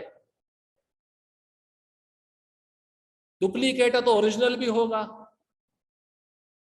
डुप्लीकेट दिख रहा है तो ओरिजिनल भी होगा। भाई ओरिजिनल है तभी तो लोग उसका डुप्लीकेट बनाते हैं। यद्यपि मरुस्थल में जल नहीं होता, लेकिन मृग मरीचिका बताती है कि जल कैसी वस्तु होती है। भौतिक जगत में ना तो जल है न सुख है, लेकिन आध्यात्मिक जगत में वास्तविक सुख रूपी असली जल है। मृग मरीचिका का उदाहरण दे रहे हैं प्रभुपाद जी। मरुस्थल है, ये संसार रेगिस्तान है, इसमें एक भी पानी की बूंद नहीं है। आप बोलोगे प्रभु जी घर में तो पानी आ रहा है, आप कौन से पानी की बूंद की बात कर रहे हो? यहाँ पे पानी का बूंद है मतलब सुख। और हम सब हिरण है, हिरण हिरण जो दौड़ रहा है पानी के लिए और जल नहीं मिल रहा है। अब थोड़ा दूर उसको दिखता है सूर्य के प्रतिबिंब से कि वहां पे जल है, वो दौड़ के जाता है लेकिन वहां पे जल नहीं होता, उसको मिट्टी दिखती है, मरुस्थल दिखता है। ये हमारी दशा है। हमें लगता है अब ये वस्तु में सुख है, लेकिन कुछ समय के बाद वो वस्तु में सुख नहीं मिलता, हम दूसरी वस्तु में सुख ढूंढने लगते हैं। ये संसार ऐसा ही बनाया है आपको भ्रमित करने के लिए। इसलिए हर वस्तु, चमकने वाली वस्तु सोना नहीं होती, ये भक्तों को समझ लेना चाहिए। माया यही कर रही है भक्तों को भ्रमित करने के लिए। बाहर का शरीर गोरी चमड़ी बना दिया, सुंदर पैकिंग कर दिया। अब पुरुष स्त्री को देखकर, स्त्री पुरुष को देखकर पागल होता रहता है। दोनों एक दूसरे का फोटो खींचते रहते हैं, सेल्फी खींचते रहते हैं। ये भ्रमित करने वाला जगत है, आपको मोह में डालने वाला जगत है। इसलिए बुद्धिमान व्यक्ति जो तत्व को समझ गया है वो कभी भ्रमित नहीं होता है, इस मृग मरीचिका रूपी जाल में फंसता नहीं है। भगवत गीता में 15वें अध्याय के 5वें श्लोक में भगवान ने सुझाव दिया है कि हम निम्नलिखित प्रकार से आध्यात्मिक जगत की प्राप्ति कर सकते हैं। अब भगवान ने उपाय भी बताते हैं, मेरे जगत में आना तो कैसे आया जाता है। निर्माण मोहा जित संग दोषा अध्यात्म नित्या विनिवृत्त कामा द्वंद्वैर विमुक्ता सुख दुख संगैर गच्छन्ति मूढ़ा पदमव्ययम तथा। पदमव्ययम अर्थात सनातन राज्य धाम को वही प्राप्त होता है जो निर्माण मोहा है। इसका अर्थ क्या हुआ, हम उपाधियों के पीछे पड़े रहते हैं। किसी को प्रेसिडेंट बनना है, किसी को कमांडर बनना है, किसी को मुख्यमंत्री बनना है, किसी को प्रधानमंत्री बनना है। हर एक को पद चाहिए, क्योंकि पद के बिना उसका यश नहीं फैलेगा, नाम नहीं फैलेगा। तो हर एक को पद चाहिए। तो कृष्ण कहते हैं अगर मेरे धाम में आना है तो सारे पदों को छोड़ना होगा। कौन सा पद लेना होगा? गोपीर भर्तोर पद कमल्योर दास दासानुदास, दास पदवी लेनी होगी, तभी मेरे धाम में आ सकते हो। अब प्रभुपाद जी कहते कोई महाशय बनना चाहता है कोई प्रभु बनना चाहता है, दूसरे को प्रभु बोलने के पीछे उद्देश्य क्या है? हम दास हैं, हमें उसकी सेवा करनी है। लेकिन हमें अपने को प्रभु नहीं समझना, कोई हमें प्रभु बोले तो कोई राष्ट्रपति या धनवान या राजा या कुछ और बनना चाहता है। परंतु जब तक हम इन उपाधियों से चिपके रहते हैं तब तक हम शरीर के प्रति आसक्त बने रहते हैं, क्योंकि उपाधियां शरीर से संबंधित होती हैं। होती नहीं होती हैं? मान लो किसी ने बड़ी उपाधि प्राप्त कर ली, तो विजिटिंग कार्ड जब छपवाई करता है अपने नाम के पीछे तो उपाधि का प्रयोग करता ही है। तो मतलब क्या है? आसक्ति, शरीर से आसक्ति। उसने क्या सोचा है, वो पदवी मैं ही हूं, ये मेरा शरीर है, इतना उसने उस पदवी को अपने शरीर से चिपका लिया है। जैसे फेविक्विक चिपका देती है ना वस्तु को, वैसे उसने पदवी को फेविक्विक के द्वारा अपने को चिपका लिया है। जितनी बड़ी पदवी उतनी गहन आसक्ति, इसलिए पदवी से बचना चाहिए। पदवी मिल भी रही है तो दास भाव में सेवा करनी चाहिए। मैं मालिक नहीं हूं, मैं नौकर हूं, और दास भाव में सेवा करने का प्रयत्न करना चाहिए, तब वो पदवी आपको नुकसान नहीं पहुंचाएगी। लेकिन हम शरीर नहीं है और इसकी अनुभूति होना ही आध्यात्मिक अनुभूति की प्रथम अवस्था है। हम प्रकृति के 3 गुणों से जुड़े हुए हैं, किंतु भगवान की भक्ति में सेवा द्वारा हमें इनसे छूटना होगा। यदि हम भगवान की भक्ति में सेवा के प्रति आसक्त नहीं होते तो प्रकृति के गुणों से छूट पाना दुष्कर है। देवी ऐशा गुणमयी मम माया दुरत्तया मामे वे प्रपद्यन्ते माया मेताम तरंती ते। कृष्ण स्वयं कहते हैं ये त्रिगुणमयी माया, इससे छूट पाना बहुत मुश्किल है। जो मेरे को शरणागत है वही इस त्रिगुणमयी माया से छूट सकता है। उपाधियां तथा आसक्तियां हमारी काम वासना, इच्छा तथा प्रकृति पर प्रभुत्व जताने की चाह के कारण है। काम वासना मन में आ रही है, उपाधियां प्राप्त करने की इच्छा है, उसके पीछे कारण इस संसार के वस्तुओं पर प्रभुत्व जताने की इच्छा। मैं स्वामी हूं, मैं भोक्ता हूं, मैं सृष्टा हूं। जब तक हम प्रकृति पर प्रभुत्व जताने की प्रवृत्ति को नहीं त्यागते तब तक भगवान के धाम सनातन धाम को वापस जाने की कोई संभावना नहीं है। उस शाश्वत अविनाशी धाम को वही प्राप्त होता है जो झूठे भौतिक भोगों के आकर्षणों द्वारा मोहग्रस्त नहीं होता, जो भगवान की सेवा में स्थित रहता है। ऐसा व्यक्ति सहज ही परम धाम को प्राप्त होता है। तो कौन जा सकता है उस धाम में? जो झूठी उपाधियों से आसक्त नहीं है। प्रभुपाद जी देखिए, इसके लाइव एग्जाम्पल है, कितना बड़ा कार्य किया उन्होंने। तभी उन्होंने कहा कि मैं इतना महान भक्त हूं, मैंने इतना बड़ा कार्य किया है, ये सारी सुख सुविधा मेरे लिए है, कभी भी नहीं कहा। ऐसे भक्तों को भगवान का धाम प्राप्त होता है, जो पूरी तरह विरक्त है। कुंती महारानी बोलती है अकिंचन गोचर। अकिंचन मतलब कृष्ण आप उनके हैं जिनके पास किसी भी प्रकार का धन संपदा नहीं है। धन संपदा का मतलब किसी भी प्रकार की उपाधि नहीं है, ऐश्वर्य नहीं है।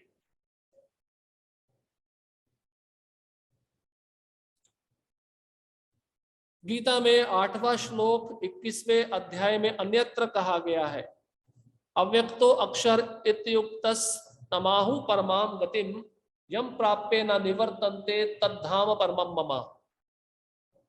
अव्यक्त का अर्थ है अप्रकट। हमारे समक्ष सारा भौतिक जगत एक प्रकट नहीं है।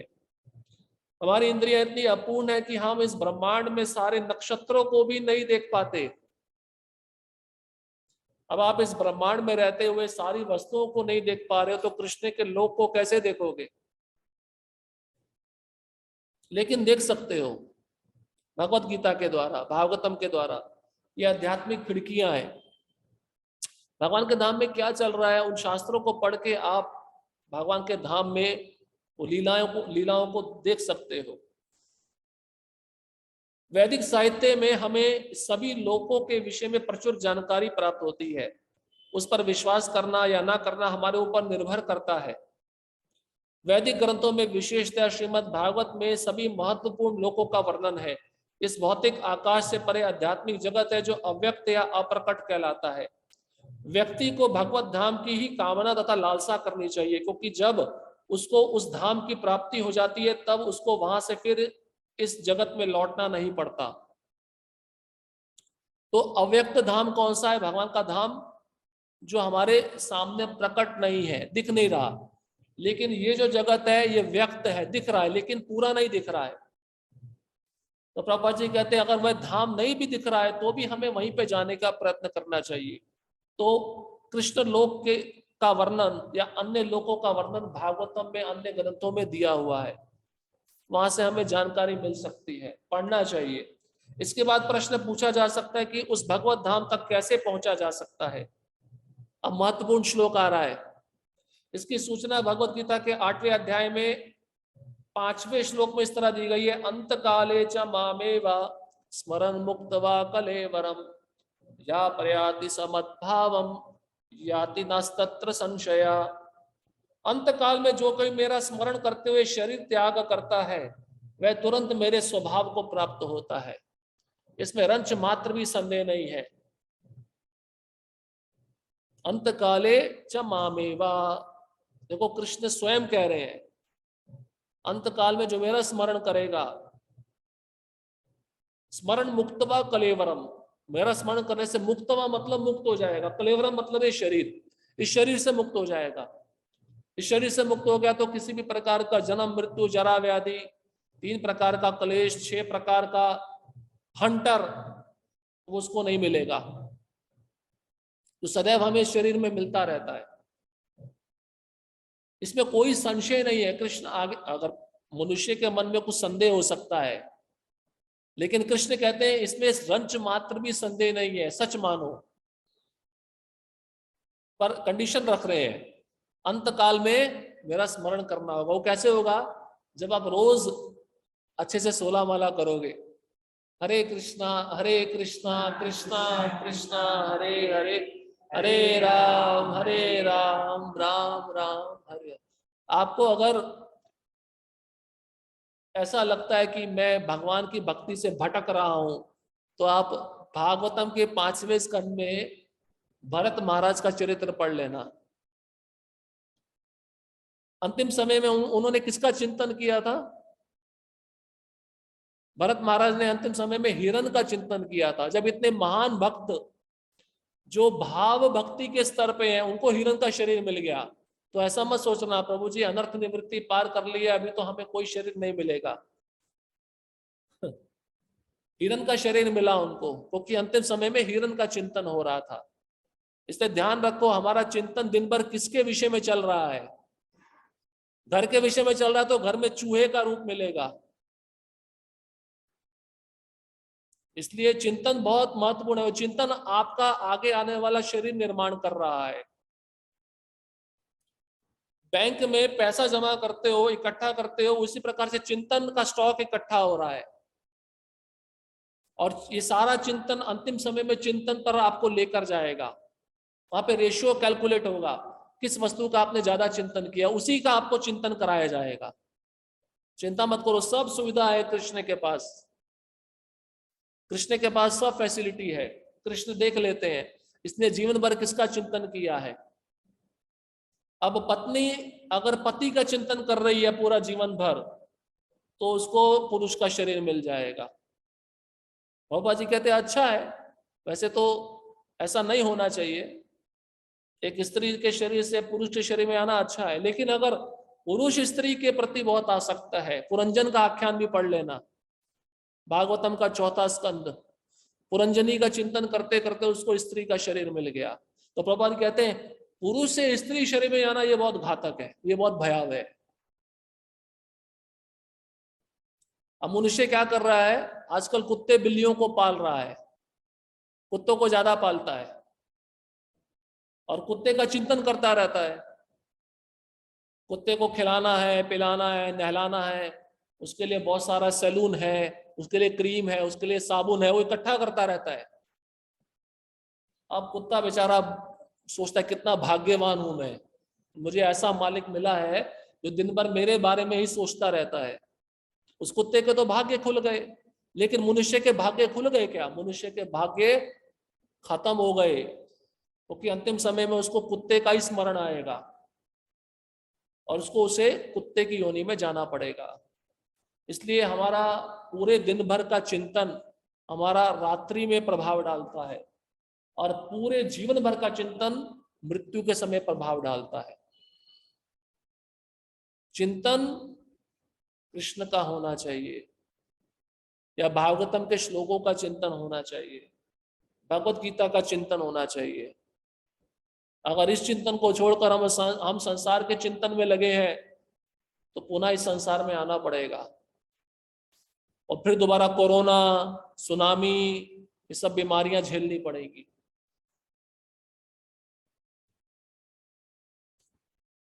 जो व्यक्ति मृत्यु के समय कृष्ण का चिंतन करता है वह कृष्ण को प्राप्त होता है। मनुष्य को चाहिए कि वह कृष्ण के स्वरूप का स्मरण करे, और यदि इस स्वरूप का चिंतन करते हुए मर जाता है तो वह निश्चित ही भगवत धाम को प्राप्त होता है। मद भावम शब्द परम पुरुष के परम स्वभाव का सूचक है। परम पुरुष सच्चिदानंद विग्रह अर्थात उनका स्वरूप शाश्वत ज्ञान तथा आनंद से पूर्ण है। हमारा यह शरीर सच्चिदानंद नहीं है, यह सत नहीं अपितु असत है, यह शाश्वत नहीं अपितु नाशवान है, यह चित्त नहीं है अर्थात ज्ञान से पूर्ण नहीं अपितु अज्ञान से पूर्ण है। हमें भगवत धाम का कोई ज्ञान नहीं है, यहाँ तक कि हमें इस भौतिक जगत का तक का पूर्ण ज्ञान नहीं है, जहाँ ऐसी अनेक वस्तुएं हैं जो हमें ज्ञात नहीं है। यह शरीर निरानंद है, आनंद से ओतप्रोत न होकर दुख से पूर्ण है। ये शरीर कैसा निरानंद कैसा है? इसमें व्याधि लगता नहीं लगता? व्याधि मतलब बीमारी, बीमारी कष्ट देता नहीं देता, कलेश देता नहीं देता।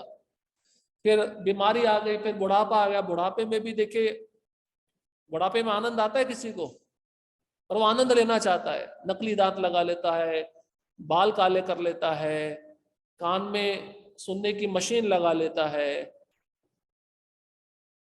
लेकिन बुढ़ापे में कितना दुख मिलता है शरीर को, ना ठीक से बोला जाता है, ना ठीक से चला जाता है, ना ठीक से देखा जाता है। तो शरीर निरानंद है, इसमें किसी भी प्रकार का आनंद नहीं है। इस संसार में जितने भी दुखों का हमें अनुभव होता है वह शरीर से उत्पन्न है। शरीरम व्याधि मंदिरम, शरीर को बीमारियों का मंदिर कहा गया है। एक बीमारी जाती है, दूसरी बीमारी आ जाती है। इसलिए सारे कलेश, सारे दुख शरीर से उत्पन्न है। प्रभुपाद जी कहते हैं जिस समय मां के गर्भ में हमको शरीर मिलता है, हमारा दुख शुरू हो गया। और ये दुख कब तक मिलता रहेगा? जब तक मृत्यु नहीं आएगी। तो जन्म से लेकर मृत्यु तक शरीर में दुख ही दुख मिलता है। आप बोलोगे प्रभु जी कैसे मिलता है? मां के गर्भ में जीव रहता है तो दुख मिलता नहीं मिलता है? उसका बहुत सारा अच्छा वर्णन है। फिर बड़ा होता है, बच्चा होता है, तो खेलते कूदते चोट लग जाता है शरीर में, वो भी दुख ही है, शरीर से उत्पन्न दुख है। बड़ा होता है, कुछ एक्सीडेंट हो जाए तो वो भी दुख है, शरीर का एक अंग चला गया, पैरालिसिस अटैक हो गया। और जवानी जाते जाते जब बुढ़ापा आने लगता है, शरीर का हर एक अंग दुखने लगता है। दुख नहीं है तो और क्या है? शरीरम व्याधि मंदिरम। और इसी शरीर को हम सजा कर रखते हैं, इसको पालते हैं, पोसते हैं, खिलाते हैं, पिलाते हैं, इसको कितना अच्छे तरीके से रखते हैं, इसको कहीं पे भी दुख ना हो। लेकिन दुख तो मिलता ही है, क्योंकि संसार कैसा है? दुखालयम अशाश्वतम। किंतु जो व्यक्ति भगवान कृष्ण का चिंतन करते हुए शरीर को त्यागता है, वह तुरंत ही सच्चिदानंद शरीर प्राप्त करता है। इस शरीर को त्याग कर इस भौतिक जगत में दूसरा शरीर धारण करना भी सुव्यवस्थित है। मनुष्य तभी मरता है जब यह निश्चित हो जाता है कि अगले जीवन में उसे किस प्रकार का शरीर प्राप्त होगा। ना विशेष बात है। मृत्यु तभी आएगी जब आगे का शरीर पूरा बना दिया गया, आपका रॉ मटेरियल तैयार है, बस उसमें डालना है आपको। जैसे गुब्बारा होता है ना, उसमें हवा भरते हैं तो अपना आकार ले लेता है, ऐसे अगला शरीर तैयार है, क्योंकि कर्म पता चल गया ना, इस जन्म में कौन से कर्म किए हैं। अगला शरीर तैयार है, लेकिन खाली आत्मा को उठा के उधर ट्रांसफर करना है बस। वो यमराज कर देते हैं, यमदूत आराम से कर देते हैं, उनको सब तरीका पता है। इसलिए भागवतम में एक बहुत सुंदर उदाहरण आता है, कैटरपिलर। आपने छोटा सा कीट देखा होगा जो पत्ती पे चलता है, हरी पत्ती पे चलता है। प्रभुपाद जी कहते हैं जब तक वह दूसरी पत्ती को अच्छे से पकड़ नहीं लेता तो पिछली पत्ती को छोड़ता नहीं है। जब तक हमारा आगे वाला शरीर पूरा नहीं बन जाता तब तक हम इस शरीर को नहीं छोड़ेंगे। साइंस कितना जबरदस्त है, आप देखिए भागवतम में सब कुछ दिया है। और ये सब किस पे होता है? चिंतन पे आधारित होता है, क्योंकि अंतिम समय में मन कार्य करेगा, आपकी इंद्रियां कार्य नहीं करेगी, मन से ही चिंतन होता है। इसलिए मन कहाँ जा रहा है? कृष्ण बोलते हैं उसको खींच के वापस मेरे पास लाओ। जहां जहां जा रहा है उसको खींच के लाओ, नहीं लाओगे तो इसमें समस्या पैदा होगी अंतिम समय में। जब तो किया, ध्यान पूर्वक नहीं किया, लेकिन जब के समय जिस वस्तु का चिंतन कर रहे हो उस वस्तु का चिंतन अंतिम समय होगा, ये समझ लो इस बात को। जब के समय हमारा मन नहीं लग रहा है ना, मन तो किसी का चिंतन कर रहा है, तो जब के समय अब ऐसा मत सोचो प्रभु जी हम नाम तो ले रहे हैं लेकिन मन चंचल है, मन स्थिर नहीं हो पा रहा। कृष्ण इसी के बारे में बोल रहे हैं, अभ्यास करो, प्रैक्टिस करके उसको मेरे चरण कमलों में लगाओ। इसलिए जब के समय हम जिस वस्तु का चिंतन कर रहे हैं अंतिम समय में उसी का चिंतन होगा। ऐसा मत सोचो कि जब किया है बच जाएंगे।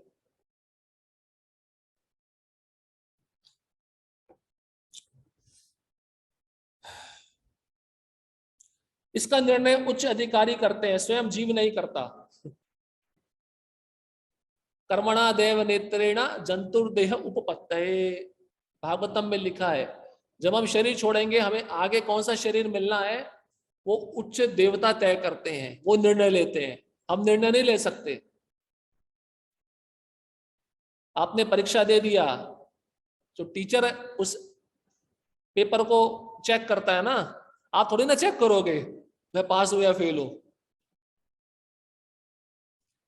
इस जीवन में अपने कर्मों के अनुसार हम उन्नति या अवनति करते हैं, यह जीवन अगले जीवन की तैयारी के लिए। अतः यदि हम इस जीवन में भगवत धाम पहुंचने की तैयारी कर लेते हैं तो निश्चित ही इस शरीर को त्यागने के बाद हम भगवान के ही सदृश आध्यात्मिक शरीर प्राप्त करते हैं। तो खाली चिंतन का विषय नहीं है, आप क्या देख रहे हो, क्या सुन रहे हो, इस पे भी निर्भर करता है, क्योंकि वो आपका चिंतन बनाता है। इसलिए कृष्ण बताएंगे दूसरे अध्याय में, ध्यायतो विषयान पुंसा संगस्तेषु उपजायते, जिस वस्तु का आप ध्यान लगा रहे हो देखने से, वही वस्तु आपके मन में आके बैठेगी और उसी का चिंतन होगा। अजामिल ने क्या किया, अजामिल ने उस वेश्या का चिंतन किया, देखकर चिंतन किया। इसलिए देखना सबसे पहली शुरुआत है चिंतन का, सीढ़ी देखना है। इसलिए मोबाइल में क्या देख रहे हो, टीवी में क्या देख रहे हो, संभल जाओ, वो भक्ति के अनुकूल है या प्रतिकूल है। वो ध्यान पूर्वक देखा गया दृश्य फोटो क्लिक करके आपकी मेमोरी में डाल देता है और मन उसका चिंतन करता है, और ज्यादा चिंतन करने पर उस वस्तु के प्रति आसक्ति का निर्माण होता है। जैसा कि पहले कहा जा चुका है, अध्यात्मवादियों के कई प्रकार है, ब्रह्मवादी, परमात्मावादी तथा भक्त। और जैसा कि उल्लेख हो चुका है, ब्रह्म ज्योति आध्यात्मिक आकाश में असंख्य आध्यात्मिक लोक है। इन लोगों की संख्या भौतिक जगत के लोगों की संख्या से कहीं अधिक बड़ी है। यह भौतिक जगत संपूर्ण सृष्टि का केवल चतुर्थांश है, एकांशेन स्थितो जगत। तो 1/4 हिस्सा भौतिक ब्रह्मांड है और 3/4 हिस्सा आध्यात्मिक ब्रह्मांड है, आध्यात्मिक आकाश है। इसका मतलब भक्त हमसे ज्यादा है जो 3/4 आकाश में रहते हैं। और हम कितने खुश होते हैं कि छोटा सा प्रोग्राम किए, इतने सारे भक्त आ गए। तो गोलोक में और वैकुंठ में कितने भक्त होंगे आप सोचो, वहां पे कोई अभक्त है ही नहीं। अभक्त को एंट्री नहीं है, तो अभक्त कैसे वहां पे प्रवेश करेगा। अब ये सब भक्त है। इस भौतिक खंड में लाखों करोड़ों ब्रह्मांड है, जिनमें अरबों ग्रह, सूर्य, तारे तथा चंद्रमा है। कितने अरबों, लाख सुना है, करोड़ सुना है, ये अरब खरब की बात आ गई है। अरबों खरबों ग्रह है, एक भौतिक ब्रह्मांड की बात चल रही है। महाविष्णु के एक एक रोम से एक एक ब्रह्मांड निकलता है, उसमें कितने ग्रह होंगे, उसमें कितने जीव रहते होंगे आप सोचो। किंतु ये सारी भौतिक सृष्टि संपूर्ण सृष्टि का एक खंड मात्र है। अधिकांश सृष्टि तो आध्यात्मिक आकाश में है। जो व्यक्ति परब्रह्म में विलीन होना चाहता है, वह तुरंत ही परमेश्वर की ब्रह्म ज्योति में भेज दिया जाता है और इस तरह वह आध्यात्मिक आकाश को प्राप्त होता है। जो भक्त भगवान के सानिध्य का आनंद लेना चाहता है, वह वैकुंठ लोकों में प्रवेश करता है, जिनकी संख्या अनगणित है, जहां पर परमेश्वर अपने विभिन्न पूर्ण अंशों यथा चतुर्भुज नारायण के रूप में विभिन्न नामों जैसे प्रद्युम्न, अनिरुद्ध तथा गोविंद के रूप में भक्तों के साथ साथ रहते हैं। तो अनंत वैकुंठ लोक है। अनंत वैकुंठ लोकों में एक एक विष्णु तत्व का विग्रह है, जैसे प्रद्युम्न, अनिरुद्ध, वासुदेव, संकर्षण, वामन, नरसिंह, कूर्म, ये सब विष्णु तत्व है। एक एक विग्रह एक एक वैकुंठ लोक में रहता है। अतएव जीवन के अंत में अध्यात्मवादी या तो ब्रह्म ज्योति का या परमात्मा का या भगवान श्री कृष्ण का चिंतन करते हैं। प्रत्येक दशा में वह आध्यात्मिक आकाश में प्रविष्ट होते हैं। लेकिन केवल भक्त या परमेश्वर से संबंधित रहने वाला ही वैकुंठ लोक में या गोलोक वृंदावन में प्रवेश करता है। तो जो भक्ति कर रहा है वो वैकुंठ लोक और गोलोक में जाएगा। ज्ञानी और योगी ये वैकुंठ लोक में नहीं जाते, ये गोलोक में नहीं जाते। हाँ, अगर योगी अपने अंतिम समय में, इसका भी चर्चा होगा भगवत गीता के 6वें अध्याय में, जब ब्रह्मरंध्र से यहाँ से अपना प्राणवायु आत्मा को निकालता है और ध्यान वैकुंठ लोक का करता है, विष्णु के चतुर्भुज रूप का करता है, तब वो वैकुंठ भेज दिया जाता है। भगवान ये भी कहते हैं कि इसमें कोई संदेह नहीं है, इस पर दृढ़ विश्वास करना चाहिए।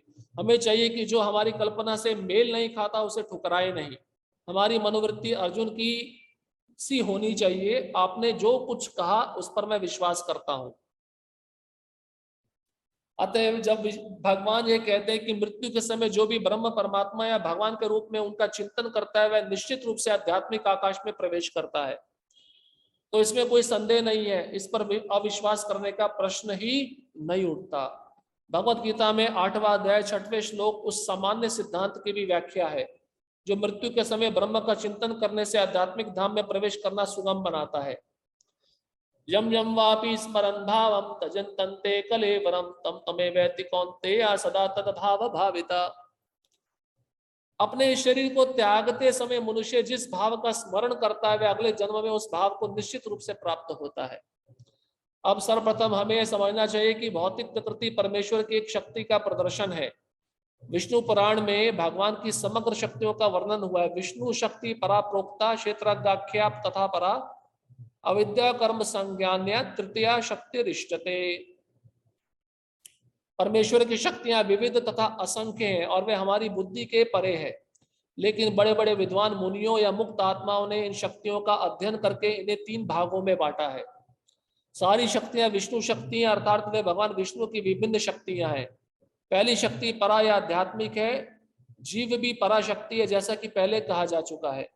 अन्य शक्तियां या भौतिक शक्तियां तामसी हैं। मृत्यु के समय हम या तो इस संसार की अपरा शक्ति में रहते हैं या फिर आध्यात्मिक जगत की शक्ति में चले जाते हैं। अतः भगवद गीता में 8वां अध्याय 6वें श्लोक में कहा गया, यम यम वापि स्मरन् भावम तजन्तन्ते कलेवरम तम तमेवैति कौन्तेय सदा तद्भाव भाविता। अपने शरीर को त्यागते समय मनुष्य जिस जिस भाव का स्मरण करता है वह अगले जन्म में उस भाव को निश्चित रूप से प्राप्त होता है। देखिए 2 श्लोकों में कृष्ण स्पष्ट बोले हैं, अंतिम समय में आपको जो याद आएगा उस शरीर में आपको भेज दिया जाएगा। ये चॉइस आपकी है, कृष्ण की नहीं है। आप बोलोगे ये ऐसा धोखा मेरे साथ ऐसा क्यों कर दिया कृष्ण ने? नहीं, कृष्ण बहुत दयालु है। आप जिस शरीर का चिंतन कर रहे हो कृष्ण बोलते हैं ओके नो प्रॉब्लम, आपके लिए वो शरीर तैयार है। तो हमें डिसाइड करना है कौन सा शरीर लेना है। कई वक्त कहते हैं प्रभु जी दोबारा जन्म लेने में क्या जाता है, सेवा ही तो करनी है। अच्छा है, सेवा भाव है, लेकिन दोबारा जन्म लोगे उस समय भक्तों का संग मिल पाएगा या नहीं मिल पाएगा इसका कोई गारंटी नहीं है। इस्कॉन होगा या नहीं होगा इसका कोई गारंटी नहीं है।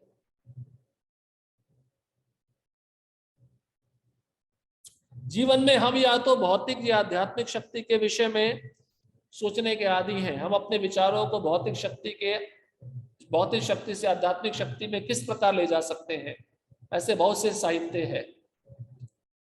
यथा समाचार पत्र, पत्रिकाएं, उपन्यास आदि जो हमारे विचारों को भौतिक शक्ति से भर देते हैं। इस समय हमें ऐसे साहित्य में लगे अपने चिंतन को वैदिक साहित्य की ओर मोड़ना है। प्रभुपाद जी कह रहे ठीक है, रोज न्यूज़पेपर पढ़ते थे, अब न्यूज़पेपर पढ़ना छोड़ दो, अब भागवतम पढ़ो। रोज उपन्यास नॉवल पढ़ते थे, भगवत गीता पढ़ो। अपने भौतिक विचारों को, भौतिक चिंतन को आध्यात्मिक विचारों की ओर मोड़ना है। जीव जड़ नहीं है ना, हम अपनी इंद्रियों को बंद नहीं कर सकते। ऐसा हम कह सकते हैं कि नहीं देखना बंद कर देते हैं, आज से हम पट्टी लगा लेंगे। चलो सुनना बंद कर देते हैं, कान बंद, बोलना भी बंद कर देते हैं, गूंगे बन जाते हैं। ऐसा नहीं हो सकता है। खाली उन क्रियाओं को कृष्ण की सेवा की ओर मोड़ देना है, बस हमें इतना कार्य करना है। अतः महर्षियों ने अनेक वैदिक ग्रंथ लिखे हैं यथा पुराण। ये पुराण काल्पनिक नहीं है, अभी तो ऐतिहासिक लेख है। चैतन्य चरितमृत में मध्य लीला 20वां अध्याय 122वें श्लोक में कहा गया, माया मुक्त जीवेर नाहि स्वतः कृष्ण ज्ञान जीवेर कृपाय कैला कृष्ण वेद पुराण। भुलक्कड़ जीवों या बद्ध जीवों ने परमेश्वर के साथ अपने संबंध को भुला दिया है और वे सब भौतिक कार्यों के विषय में सोचने में मग्न रहते हैं। इनकी चिंतन शक्ति को आध्यात्मिक आकाश की ओर मोड़ने के लिए ही कृष्ण द्वैपायन व्यास ने प्रचुर वैदिक साहित्य प्रदान किया है। अब प्रभुपाद जी ने भी हमें बहुत सारा साहित्य प्रदान किया। अपनी छोटी पुस्तकें हैं, कृष्णा बुक है, भागवतम है, चैतन्य चरितमृत है। इसको पढ़ते रहना चाहिए, अपना जीवन इसको पढ़ने में लगाना चाहिए। पढ़ने से आपको सामने चित्र दिखेगा भगवान क्या लीला कर रहे हैं, क्योंकि भागवतम के श्लोक इतने सुंदर हैं, भगवान का रूप का वर्णन है। आप उस श्लोक को ध्यान पूर्वक पढ़ोगे और रूप, भगवान के रूप का चिंतन आपके मन में बैठ जाएगा और बैठने के कारण आपको कृष्ण उस श्लोक के द्वारा दिख सकते हैं। और कैसे दिखेंगे? जब आप उस पर ज्यादा चिंतन करोगे। सर्वप्रथम उन्होंने वेद के 4 विभाग किए, फिर उन्होंने उनकी व्याख्या पुराणों में की, और अल्पज्ञों के लिए उन्होंने महाभारत की रचना की।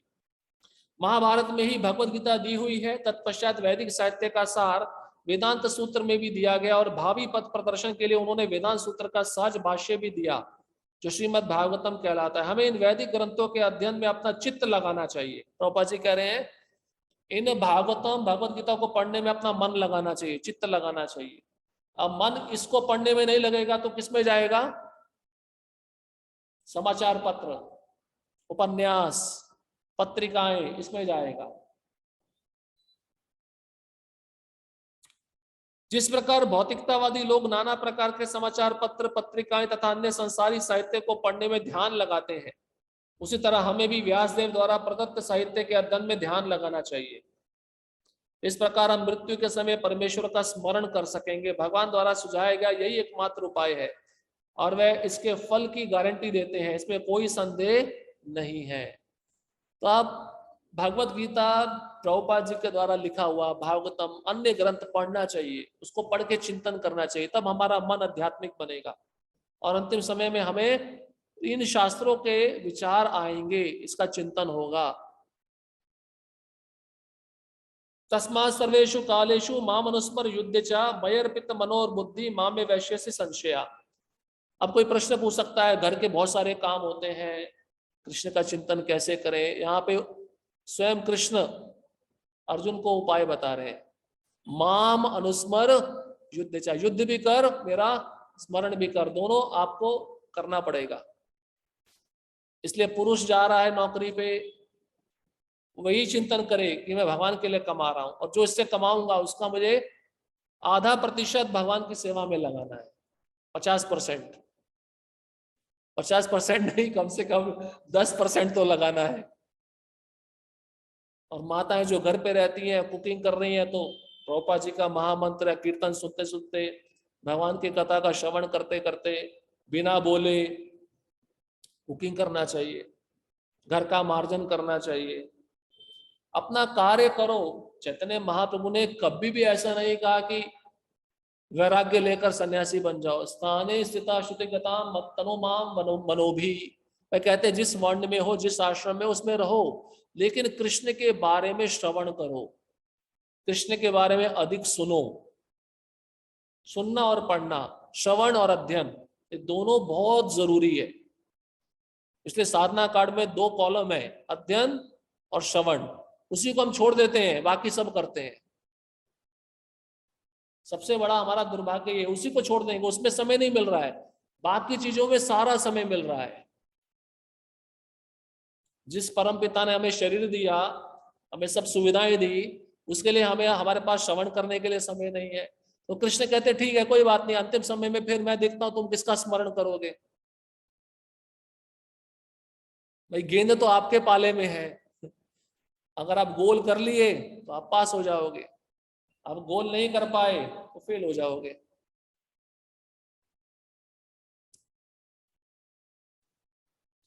इसलिए हे अर्जुन, तुम कृष्ण के रूप में मेरा सदैव चिंतन करो, और साथ ही अपने युद्ध कर्म करते रहो। अपने कर्मों को मुझे अर्पित करके तथा अपने मन एवं बुद्धि को मुझ पर स्थिर करके तुम मुझे निश्चित रूप से प्राप्त करोगे। अब कृष्ण कह रहे हैं अर्जुन को, मन और बुद्धि भी मुझे देना है, खाली शरीर नहीं देना है, मन और बुद्धि भी देना है। नहीं, शरीर से सेवा कर रहे हैं पर मन तो कहीं और विषयों का चिंतन कर रहा है, उससे कृष्ण की प्राप्ति नहीं होगी। मन भी वहां पे होना चाहिए, मन चिंतन करना चाहिए, मैं कृष्ण की सेवा कर रहा हूं, कृष्ण की प्रसन्नता के लिए। इसमें किसी भी प्रकार का चूक नहीं होना चाहिए, गलती नहीं होनी चाहिए। वे अर्जुन से उसके कर्म, वृत्ति, पेशा को त्याग कर केवल अपना स्मरण करने के लिए नहीं कहते। भगवान कभी भी कोई अव्यवहारिक बात का परामर्श नहीं देते। इस जगत में शरीर के पालन हेतु मनुष्य को कर्म करना होता है। कर्म के अनुसार मानव समाज 4 वर्णों में विभाजित है, ब्राह्मण, क्षत्रिय, वैश्य तथा शूद्र। ब्राह्मण अथवा बुद्धिमान वर्ग एक प्रकार से कार्य करता है, क्षत्रिय प्रशासक वर्ग दूसरी तरह से कार्य करता है। इसी प्रकार वणिक वर्ग तथा श्रमिक वर्ग भी अपने अपने कर्तव्यों का पालन करते हैं। मानव समाज में चाहे कोई श्रमिक हो, वणिक हो, प्रशासक हो या किसान हो, या फिर चाहे वह सर्वोच्च वर्ग का तथा साहित्यिक हो, वैज्ञानिक हो या धर्मशास्त्रज्ञ हो, उसे अपने जीवन यापन के लिए कार्य करना होता है। अतः भगवान अर्जुन से कहते हैं कि उसे अपनी वृत्ति का त्याग नहीं करना है। वृत्ति मतलब पेशा, अपना काम, इसको छोड़ना नहीं है, लेकिन उन काम को करते करते कृष्ण का चिंतन होना चाहिए। इसलिए हम बताते हैं गृहस्थों को, आप जब भी काम पे जाते हो, आपको थोड़ा सा समय मिलता है तो छोटा पुस्तक प्रभुपाद जी का अपने पास में रखो। जैसे ही खाली समय मिला उसको खोल के पढ़ने लगे, या भगवत गीता के 2-3 श्लोक पढ़ लिए, उसका चिंतन करो। इस तरह से आपका चिंतन बढ़ेगा। बहुत सारे तरीके हैं भगवान के विषय में चिंतन को बढ़ाने के लिए। अतः भगवान अर्जुन से कहते हैं कि उसे अपनी वृत्ति का त्याग नहीं करना है, अपितु वृत्ति में लगे रहकर कृष्ण का स्मरण करना चाहिए। माम अनुस्मर। यदि वह जीवन संघर्ष करते हुए कृष्ण का स्मरण करने का अभ्यास नहीं करता तो वह मृत्यु के समय कृष्ण को स्मरण नहीं कर सकेगा। भगवान चैतन्य भी यही परामर्श देते हैं। उनका कथन है, कीर्तनीय सदाहरि। मनुष्य को चाहिए कि भगवान के नामों का सदैव उच्चारण करने का अभ्यास करे। इसलिए प्रभुपाद बोलते खाली नहीं बैठना चाहिए। आपके पास कोई सेवा नहीं है तो जप करो, जप में रुचि नहीं मिल रहा तो अध्ययन करो, अध्ययन में रुचि नहीं मिल रहा तो श्रवण करो। कैसे भी करके समय को इन चीजों में बिताना चाहिए। खाली दिमाग शैतान का घर, इसलिए सदैव खाली समय में श्रवण करो, प्रभुपाद की पुस्तकें पढ़ो, अन्यथा जप करो। भगवान का नाम तथा भगवान अभिन्न है, इसलिए अर्जुन को भगवान की शिक्षा कि मेरा स्मरण करो तथा भगवान चैतन्य का आदेश कि भगवान कृष्ण के नामों का निरंतर कीर्तन करो एक ही है। इनमें कोई अंतर नहीं है, क्योंकि कृष्ण तथा कृष्ण के नाम में कोई अंतर नहीं है। चरम दशा में नाम तथा नामी में कोई अंतर नहीं होता। अतएव हमें अपनी दिनचर्या को इस प्रकार ढालना होगा कि हम सदैव भगवान के नामों का जप करते हुए 24 घंटे उनका स्मरण करते रहे। प्रैक्टिस करना पड़ेगा, 24 घंटे जीवा पर भगवान का नाम रहे। उसके लिए प्रैक्टिस अभी से शुरू करना चाहिए। जो भी सेवा कर रहे हो, जीवा पे नाम रहे, उच्चारण करते रहो। खाली माला पे ही नहीं करना है, माला पूरी हो गई अच्छा है, लेकिन जीवा पे सदैव नाम बना रहे। मुख में नाम, हाथों से काम, ऐसे होना चाहिए हमारा दिनचर्या। तभी अंतिम समय में कृष्ण की याद आएगी, कृष्ण का स्मरण होगा। ये तो अंतिम समय में इंद्रियां कार्य नहीं करती। यह किस प्रकार संभव है? आचार्यों ने निम्नलिखित उदाहरण दिया है। अब देखिए, सुनिए, दिन भर कैसे कृष्ण का चिंतन कर सकते हो, एक भौतिक उदाहरण से समझो। कितना सुंदर उदाहरण है, सबको समझ में आ जाएगा। यदि कोई विवाहिता स्त्री पर पुरुष में आसक्त होती है, कितना अच्छा उदाहरण दिया देखिए। या कोई पुरुष अपनी स्त्री को छोड़कर किसी पराई स्त्री में आसक्त होता है तो यह आसक्ति अत्यंत प्रबल होती है। ऐसी आसक्ति वाला हमेशा अपने प्रेमी के विषय में सोचता रहता है। जो स्त्री अपने प्रेमी के विषय में सोचती रहती है, वह अपने घरेलू कार्य करते समय भी उसी से मिलने के विषय में सोचती रहती है। वास्तव में वह अपने गृह कार्य को इतनी अधिक सावधानी से करती है कि उसका पति उसकी आसक्ति के विषय में संदेह भी ना कर सके।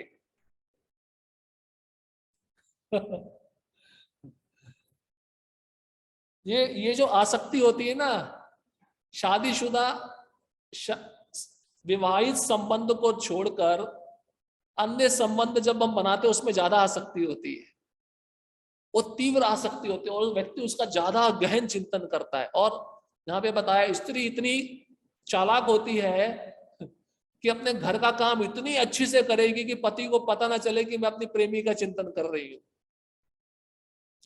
कहने का बात यह है कि भक्त को भगवान की सेवा करते रहना चाहिए, पर साथ में कृष्ण का चिंतन करना चाहिए। वो मेरे असली प्रेमी है। इस संसार में तो मैं संबंध नाम का बना के रखी हूं, रिश्ते नाते तो नाम के, लेकिन असली संबंध तो कृष्ण के साथ है। इसलिए रूप गोस्वामी भी उदाहरण देते हैं, मेरी आसक्ति कृष्ण आप में कैसी हो, जैसे एक प्रेमिका की आसक्ति अपने प्रेमी में होती है। शादी से पहले कितना आसक्ति होता है, या शादी के अतिरिक्त जो अन्य संबंध होता है उसमें कितना आसक्ति होता है। क्यों? क्योंकि वो व्यक्ति इतना दूर है, उसका चिंतन हो रहा है विरह भाव में। तो कृष्ण भी तो हमसे दूर है ना, अभी हमें प्रत्यक्ष अनुभव नहीं हुआ है, तो विरह भाव में हम ऐसे चिंतन कर सकते हैं। ये उदाहरण याद रखना चाहिए। इसी प्रकार हमें परम प्रेमी श्री कृष्ण को सदैव स्मरण करना चाहिए और साथ ही अपने भौतिक या सांसारिक कर्तव्यों को सुचारू रूप से करते रहना चाहिए। इसके लिए प्रेम की प्रगाढ़ भावना चाहिए। यदि हम में परमेश्वर के लिए प्रगाढ़ प्रेम हो तो हम अपना कर्म करते हुए उनका स्मरण भी कर सकते हैं, लेकिन हमें उस प्रेम भाव को उत्पन्न करना होगा। वो प्रेम भाव कैसे उत्पन्न होगा? जब आप कृष्ण के बारे में श्रवण करोगे, नाम के द्वारा या लीला के द्वारा, गुण के द्वारा उनका श्रवण करोगे, तब प्रेम अधिक बढ़ेगा। व्यक्ति जिसके बारे में ज्यादा सुनता है तो उसका संग करने का उसका इच्छा होता है, नहीं होता है? यही कृष्ण के साथ है। कृष्ण के बारे में ज्यादा सुनना होगा, तब वो प्रेम निर्माण होगा। उदाहरणार्थ अर्जुन सदैव कृष्ण का चिंतन करता था, वह कृष्ण का नित्य संगी था और साथ ही योद्धा भी। कृष्ण ने उसे युद्ध करना छोड़कर जंगल जाकर ध्यान करने की भी सलाह नहीं दी। जब भगवान कृष्ण अर्जुन को योग पद्धति बताते तो अर्जुन कहता है कि इस पद्धति का अभ्यास कर सकना उसके लिए संभव नहीं। भगवान ने बोला ध्यान लगाना चाहिए, ये भगवत गीता के 6वें अध्याय में आएगा। अर्जुन कहेगा नहीं, मुझे से ध्यान नहीं लगता। क्यों? क्योंकि मेरा मन बहुत चंचल है। चंचलमी मना कृष्णा परमादि बलवदृढ़म, मेरा मन बहुत चंचल है, इसलिए मैं अपने मन को स्थिर नहीं कर पा रहा हूं। अर्जुन उवाचा यो अयम योगस्त्वया प्रोक्ता सामेन मधुसूदना एतस्या न पश्यामि चंचलादत्वा स्थितिं स्थिराम। अर्जुन ने कहा, हे मधुसूदन, आपने जिस योग पद्धति का संक्षेप में वर्णन किया वह मेरे लिए अव्यवहारिक तथा असह्य प्रतीत होती है, क्योंकि मन अस्थिर तथा चंचल है। भगवत गीता 6वां अध्याय 33वां श्लोक। लेकिन भगवान कहते हैं योगिनाम अपि सर्वेषां मद्गतेनांतरात्मना श्रद्धावान भजते यो माम स मे युक्त तमो मतः। संपूर्ण योगियों में जो श्रद्धावान योगी भक्ति योग के द्वारा मेरी आज्ञा का पालन करता है, अपने अंतर में मेरे बारे में सोचता और मेरी दिव्य प्रेम भक्ति में सेवा करता है, वह योग में मुझसे परम घनिष्ठता पूर्वक युक्त होता है और सब में श्रेष्ठ है। यही मेरा मत है। जब अर्जुन ने उस योग पद्धति को त्याग दिया तो भगवान ने सरल योग पद्धति बताई, मेरी सेवा, मेरी आज्ञा का पालन। मेरी आज्ञा का पालन करते हुए आप सेवा कर रहे हो तो मेरा चिंतन कर रहे हो तो सबसे बड़ा योगी वही है, ऐसा मेरा मत है। क्योंकि उस चिंतन के द्वारा उसका मेरा संबंध बहुत घनिष्ठ हो जाता है। अतएव जो सदैव परमेश्वर का चिंतन करता है वह एक ही समय में सबसे बड़ा योगी, सर्वोच्च ज्ञानी तथा महानतम भक्त है। अर्जुन से भगवान आगे कहते हैं कि क्षत्रिय होने के कारण मैं युद्ध का त्याग नहीं कर सकता, किंतु यदि वह कृष्ण का स्मरण करते हुए युद्ध करता है तो वह मृत्यु के समय कृष्ण का स्मरण कर सकेगा। तो घर के काम करते हुए अगर आप कृष्ण का स्मरण कर रहे हो तो मृत्यु के समय आपको कृष्ण का स्मरण आसानी से हो सकेगा। परंतु इसके लिए मनुष्य को भगवान की दिव्य प्रेम भक्ति में सेवा में पूर्णतया समर्पित होना चाहिए। वास्तव में हम अपने शरीर से नहीं, अभी तो अपने मन तथा बुद्धि से कर्म करते हैं। अतः यदि मन तथा बुद्धि सदैव परमेश्वर के विचार में मग्न रहें तो स्वाभाविक है कि इंद्रियां भी उनकी सेवा में लगी रहेंगी। शरीर से सेवा चल रही है लेकिन उसमें मन और बुद्धि लगना जरूरी है। मन तभी लगेगा जब आपका कृष्ण के साथ प्रेम होगा। और प्रेम कैसे होगा? भक्तों के संग में जो प्रेम विकसित कर रहे हैं श्रवण करके, तो बुद्धि और मन का होना जरूरी है। और जब बुद्धि मन कृष्ण की सेवा में लगते हैं तो इंद्रियां भी स्वयं कृष्ण की सेवा में लग जाती है, क्योंकि इंद्रियों से ऊपर मन है और मन से ऊपर बुद्धि है। इंद्रियों के कार्य कम से कम बाहर से तो वे ही रहते हैं, लेकिन चेतना बदल जाती है। भगवत गीता में सिखाती है कि किस प्रकार मन तथा बुद्धि को भगवान के विचार में लीन रखा जाए। ऐसी तल्लीनता से मनुष्य भगवत धाम को जाता है। यदि मन कृष्ण की सेवा में लग जाता है तो सारी इंद्रियां स्वतः उनकी सेवा में लग जाती हैं। यह कला है और यही भगवत गीता का रहस्य भी है कि श्री कृष्ण के विचार में पूरी तरह मग्न रहा जाए।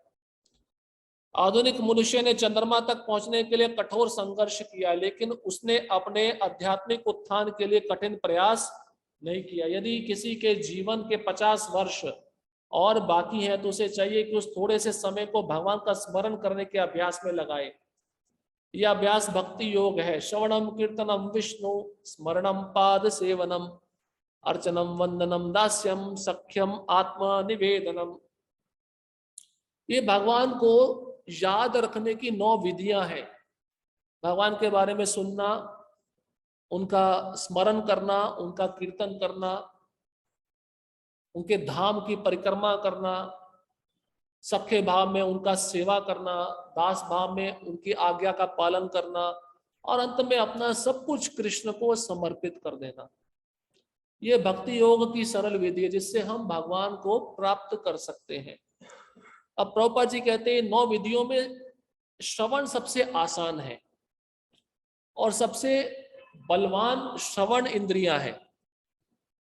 व्यक्ति जब सो रहा होता है, जब कोई चोर आ जाता है, चोर के कारण कोई वस्तु गिर जाती है, आवाज आती है, तो आवाज सुनते ही वो उठता है। या घर में आग लग जाती है, दूसरा व्यक्ति उसको उठाता है तो उठता है। सुबह अलार्म लगाते हैं तो अलार्म सुनने से हम उठते हैं। तो श्रवण इंद्रियां बहुत बलवती है। तो इन कानों को अगर हम कृष्ण के श्रवण में लगा देंगे तो सारी इंद्रियां अपने आप नियंत्रित हो जाएंगी। बाकी कुछ करने की आवश्यकता नहीं है, खाली कानों को कृष्ण की सेवा में लगाना है, कथा सुनकर, उनका नाम सुनकर। और सबसे सरल है। भगवत गीता का किसी स्वरूप सिद्ध व्यक्ति से श्रवण उस व्यक्ति को भगवान के चिंतन की ओर मोड़ देगा। अब इसके बहुत सारे प्रमाण हैं। याज्ञिक पत्नियां थी, उन्होंने भगवान के विषय में श्रवण किया। रुक्मिणी माता थी, उन्होंने भगवान कृष्ण के विषय में श्रवण किया। परीक्षित महाराज है, उन्होंने भगवान कृष्ण के विषय में श्रवण किया। और धुंधकारी, उसने भगवान कृष्ण के बारे में श्रवण किया। तो श्रवण विधि से हमें भगवत प्राप्ति हो सकती है। भगवान का श्रवण करना चाहिए। इस संसार के भौतिक शब्दों का श्रवण बिल्कुल भी नहीं करना चाहिए, जो हमारी इंद्रियों को दूषित कर देता है। श्रवण का उदाहरण वो हिरन है। हिरन के कान कमजोर होते हैं। हिरन को कैसे पकड़ा जाता है? उसको वाद्य यंत्र सुनाकर, संगीत सुनाकर पकड़ा जाता है। वो कान उसके कमजोर होते हैं, जब संगीत को सुनता है तो मुग्ध हो जाता है, उसको मग्न हो जाता है, उसको पता नहीं चलता शिकारी पीछे खड़ा है, और शिकारी देखकर ही उसको मार देता है। इसलिए कृष्ण की सेवा में कान लगने चाहिए, कथा को सुनने के माध्यम से। इससे परमेश्वर का स्मरण होगा और शरीर छोड़ने पर आध्यात्मिक शरीर प्राप्त होगा, जो परमेश्वर की संगति के लिए उपयुक्त है। भगवान आगे भी कहते हैं, अभ्यास योग युक्तेन चेतसा नान्यगामिना परमम पुरुषम दिव्यम याति पार्थानुचिंतयन्। हे अर्जुन, जो व्यक्ति पथ पर विचलित हुए बिना अपने मन को निरंतर मेरा स्मरण करने में व्यस्त रखता है और भगवान के रूप में मेरा ध्यान करता हुआ मुझको अवश्य प्राप्त होता है। भगवान कहते हैं अपना कार्य कर रहा है और अपने मन को मेरे स्मरण में व्यस्त रखा हुआ है, और दूसरा उसका ध्यान मेरे रूप पर केंद्रित है। एक मन से मेरा चिंतन और ध्यान के द्वारा मेरे रूप पर एकाग्र होना, ये 2 प्रकार का कार्य अवश्य मुझे वह प्राप्त कर लेगा। इसी को हमने पलटकर इस संसार के ध्यान में लगाया हुआ है, लेकिन उस संसार रूपी ध्यान को त्याग कर हमें कृष्ण के रूप पे ध्यान लगाना होगा। अभी ये कोई कठिन पद्धति नहीं है, लेकिन इसे किसी अनुभवी व्यक्ति से सीखना चाहिए। तद विज्ञानार्थम स गुरु मेवा भी गच्छेत। अब गुरु की महिमा बता रहे हैं, ये कला सीखनी है, कृष्ण पे ध्यान कैसे केंद्रित किया जाए। तो किससे सीखा जाए? गुरु के पास सीखा जाए। गुरु के पास जाकर विनम्रता पूर्वक उनकी सेवा की जाए, तब हम उनसे ये कला सीख सकते हैं। मनुष्य को चाहिए कि जो पहले से अभ्यास कर रहा हो उसके पास जाए। मन सदैव इधर उधर भटकता रहता है, किंतु मनुष्य को चाहिए कि मन को भगवान श्री कृष्ण के स्वरूप पर या उनके नामोच्चारण पर केंद्रित करने का अभ्यास करे। ये मुश्किल है, लेकिन असंभव नहीं है। इसलिए जब करते समय हमें नाम को ज्यादा सुनना चाहिए और भगवान के विग्रह को देखते हुए आंखें उन पर टिक जानी चाहिए। मन स्वभावतः चंचल है, इधर उधर जाता रहता है, लेकिन यह कृष्ण की ध्वनि पर स्थिर हो सकता है। इस प्रकार मनुष्य को परमम पुरुषम अर्थात दिव्य लोक में भगवान का चिंतन करना चाहिए और उनको प्राप्त करना चाहिए। चरम अनुभूति या चरम उपलब्धि के साधन भगवत गीता में बताए गए हैं और इस ज्ञान के द्वार सबके लिए खुले हैं, किसी के लिए रोक टोक नहीं है। सभी श्रेणी के लोग भगवान कृष्ण का चिंतन करके उनके पास पहुंच सकते हैं, क्योंकि उनका श्रवण तथा चिंतन हर एक के लिए संभव है। तो भगवान कहते हैं जो भक्ति योग है सबके लिए खुला है, सब अधिकारी है इस भक्ति को प्राप्त करने के लिए। इस मनुष्य शरीर को प्राप्त करके ये लाभ हमको उठाना चाहिए। भगवान आगे भी कहते हैं मां भी पार्थ व्यपाशता ये भी पाप योने स्त्रियो वैश्य तथा शूद्रस्तेपि यान्ति पराम गतिम किम पुनर्ब्रह्मणा पुण्य भक्त्या राजर्षयस तथा अनित्यम असुखम लोकम विमम प्राप्य भजस्व माम। देखिए कृष्ण पहले बोलते हैं दुखालयम अशाश्वतम, अभी श्लोक में कहते हैं अनित्यम असुखम, फिर दोबारा उसी को बोल रहे हैं दूसरे शब्दों में। अनित्यम मतलब ये जगत शाश्वत नहीं है, असुखम मतलब ये दुखमय है, दो बार रिपीट किया है। इस तरह भगवान कहते हैं कि वैश्य पतित स्त्री या श्रमिक अथवा अधम योनि को प्राप्त मनुष्य भी परम को पा सकता है। परम मतलब कृष्ण को, उसे अत्यधिक विकसित बुद्धि की आवश्यकता नहीं पड़ती। बात यह है कि जो कोई भक्ति योग के सिद्धांत को स्वीकार करता है और परमेश्वर को जीवन के आश्रय तत्व सर्वोच्च लक्ष्य या चरम लक्ष्य के रूप में स्वीकार करता है, वह आध्यात्मिक आकाश में भगवान तक पहुंचा सकता है। यदि कोई भगवत गीता में बताए गए सिद्धांतों को ग्रहण करता है तो वह अपना जीवन पूर्ण बना सकता है और जीवन की सारी समस्याओं का स्थायी हल पाता है। यही पूरी भगवत गीता का सार है।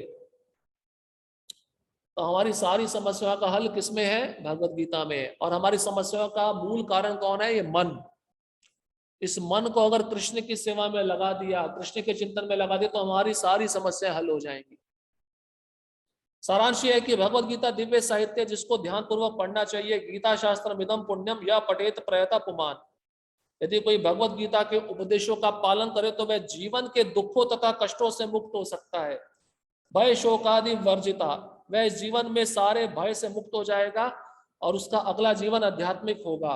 एक अन्य लाभ भी होता है, गीता अध्ययनशील से प्राणायाम परस्य च नैव सन्ति पापानि पूर्व जन्म कृतानि च। अब ये गीता का महात्म्य बताया जा रहा है जो शंकराचार्य लिखे हैं। यदि कोई भगवत गीता को निष्ठा तथा गंभीरता के साथ पढ़ता है तो भगवान की कृपा से उसके सारे पूर्व दुष्कर्मों के फलों का उस पर कोई प्रभाव नहीं पड़ता।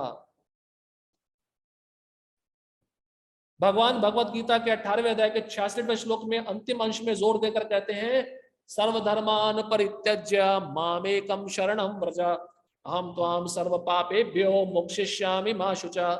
सब धर्मों को त्याग कर एकमात्र मेरी शरण में आओ, मैं तुम्हें समस्त पापों से मुक्त कर दूंगा, तुम डरो मत। इस प्रकार अपनी शरण में आए भक्त का पूरा उत्तरदायित्व भगवान अपने ऊपर ले लेते हैं और उसके समस्त पापों को क्षमा कर देते हैं। भगवान कह रहे हैं डरो मत, मेरे पास आ जाओ, सारा जिम्मेदारी मैं लूंगा। और हम क्या सोचते हैं? हम जिम्मेदारी अपना उठा सकते हैं, आप कौन हो? यही समस्या है। मल निमोचनम पुंसाम जल स्नानम दिने दिने सकृत गीतामृत स्नानम संसार मल नाशनम। मनुष्य जल में स्नान करके नित्य अपने को स्वच्छ कर सकता है, लेकिन यदि कोई भगवत गीता रूपी पवित्र गंगा जल में एक बार भी स्नान कर ले तो वह भौतिक जीवन भव सागर की मलिनता से सदा सदा के लिए मुक्त हो जाता है। एक बार भी। अब इसका अर्थ नहीं है कि एक बार भक्ति शास्त्र में भगवत गीता पढ़ लिया तो हो गया, रोज पढ़ते रहना चाहिए। ये पवित्र गंगा रूपी जल है, वो गंगा में स्नान करने के लिए तो आपको हरिद्वार जाना पड़ेगा, लेकिन इस गंगा में स्नान करना है तो आप घर में बैठे बैठे पढ़कर स्नान कर सकते हो।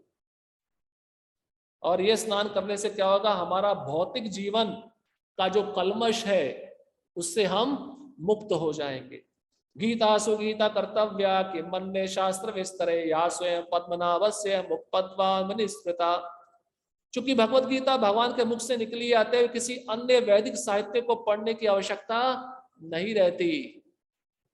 उसे केवल भगवत गीता का ही ध्यान पूर्वक तथा मनोयोग से श्रवण तथा पठन करना चाहिए। ये बहुत महत्वपूर्ण है, ध्यान पूर्वक पढ़ना चाहिए। और मनोयोग से मतलब, मनोयोग मतलब अपने मन को वहां पे लगाकर ध्यान पूर्वक पढ़ना चाहिए और सुनना चाहिए, इसको कहते हैं मनोयोग।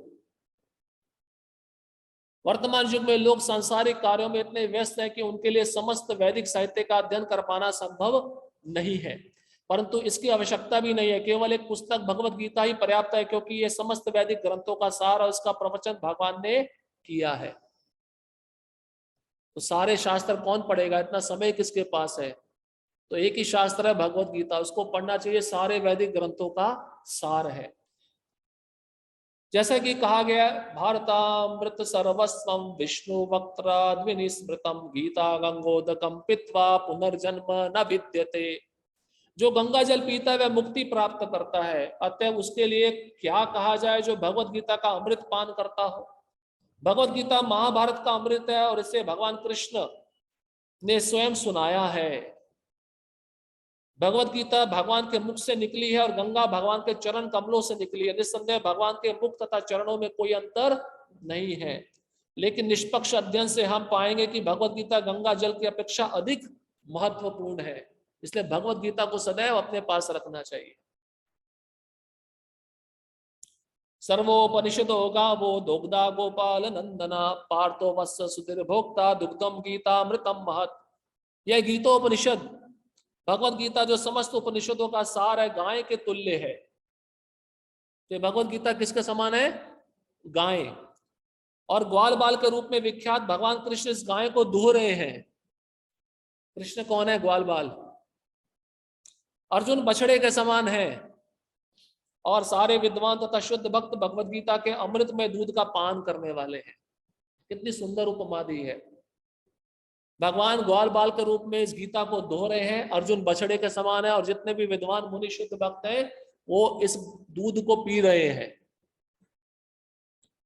एकम शास्त्रम देवकी पुत्र गीतम एको देवो देवकी पुत्र एवा एको मंत्रस्तस्य नामानि यानि कर्मापेवित एकम तस्य देवस्य सेवा। अब ये सार है। आज के युग में लोग एक शास्त्र, एक ईश्वर, एक धर्म तथा एक वृत्ति के लिए अत्यंत उत्सुक हैं। अतः एकम शास्त्रम देवकी पुत्रम गीतम, केवल एक शास्त्र भगवत गीता हो जो सारे विश्व के लिए हो। एको देवो देवकी पुत्र एवा, सारे विश्व के लिए एक ईश्वर हो, वो कौन? श्री कृष्ण। एको मंत्रस्तस्य नामानि यानि, और एक मंत्र, एक प्रार्थना हो, उनके नाम का कीर्तन। हरे कृष्णा कृष्णा कृष्णा हरे हरे, हरे राम राम राम हरे हरे। कर्माप्य कम तस्य देवस्य सेवा, केवल एक ही कार्य हो, भगवान की सेवा। ये चार चीजें याद रखो। एक ही भगवान है कृष्ण, एक ही मंत्र है महामंत्र, एक ही सेवा है कृष्ण की सेवा, और एक ही शास्त्र है भगवत गीता। ये चार चीजें याद रखेंगे, आप कृष्ण पे फिक्स हो जाएंगे, स्थिर हो जाएंगे। ठीक है, ये महात्म्य समाप्त हुआ। तो इस प्रकार से आपका यह भूमिका समाप्त हो गया है। अब अगले सोमवार से हम पहला अध्याय प्रारंभ करेंगे। हरे कृष्णा कृष्णा कृष्णा हरे हरे, हरे राम राम राम हरे हरे।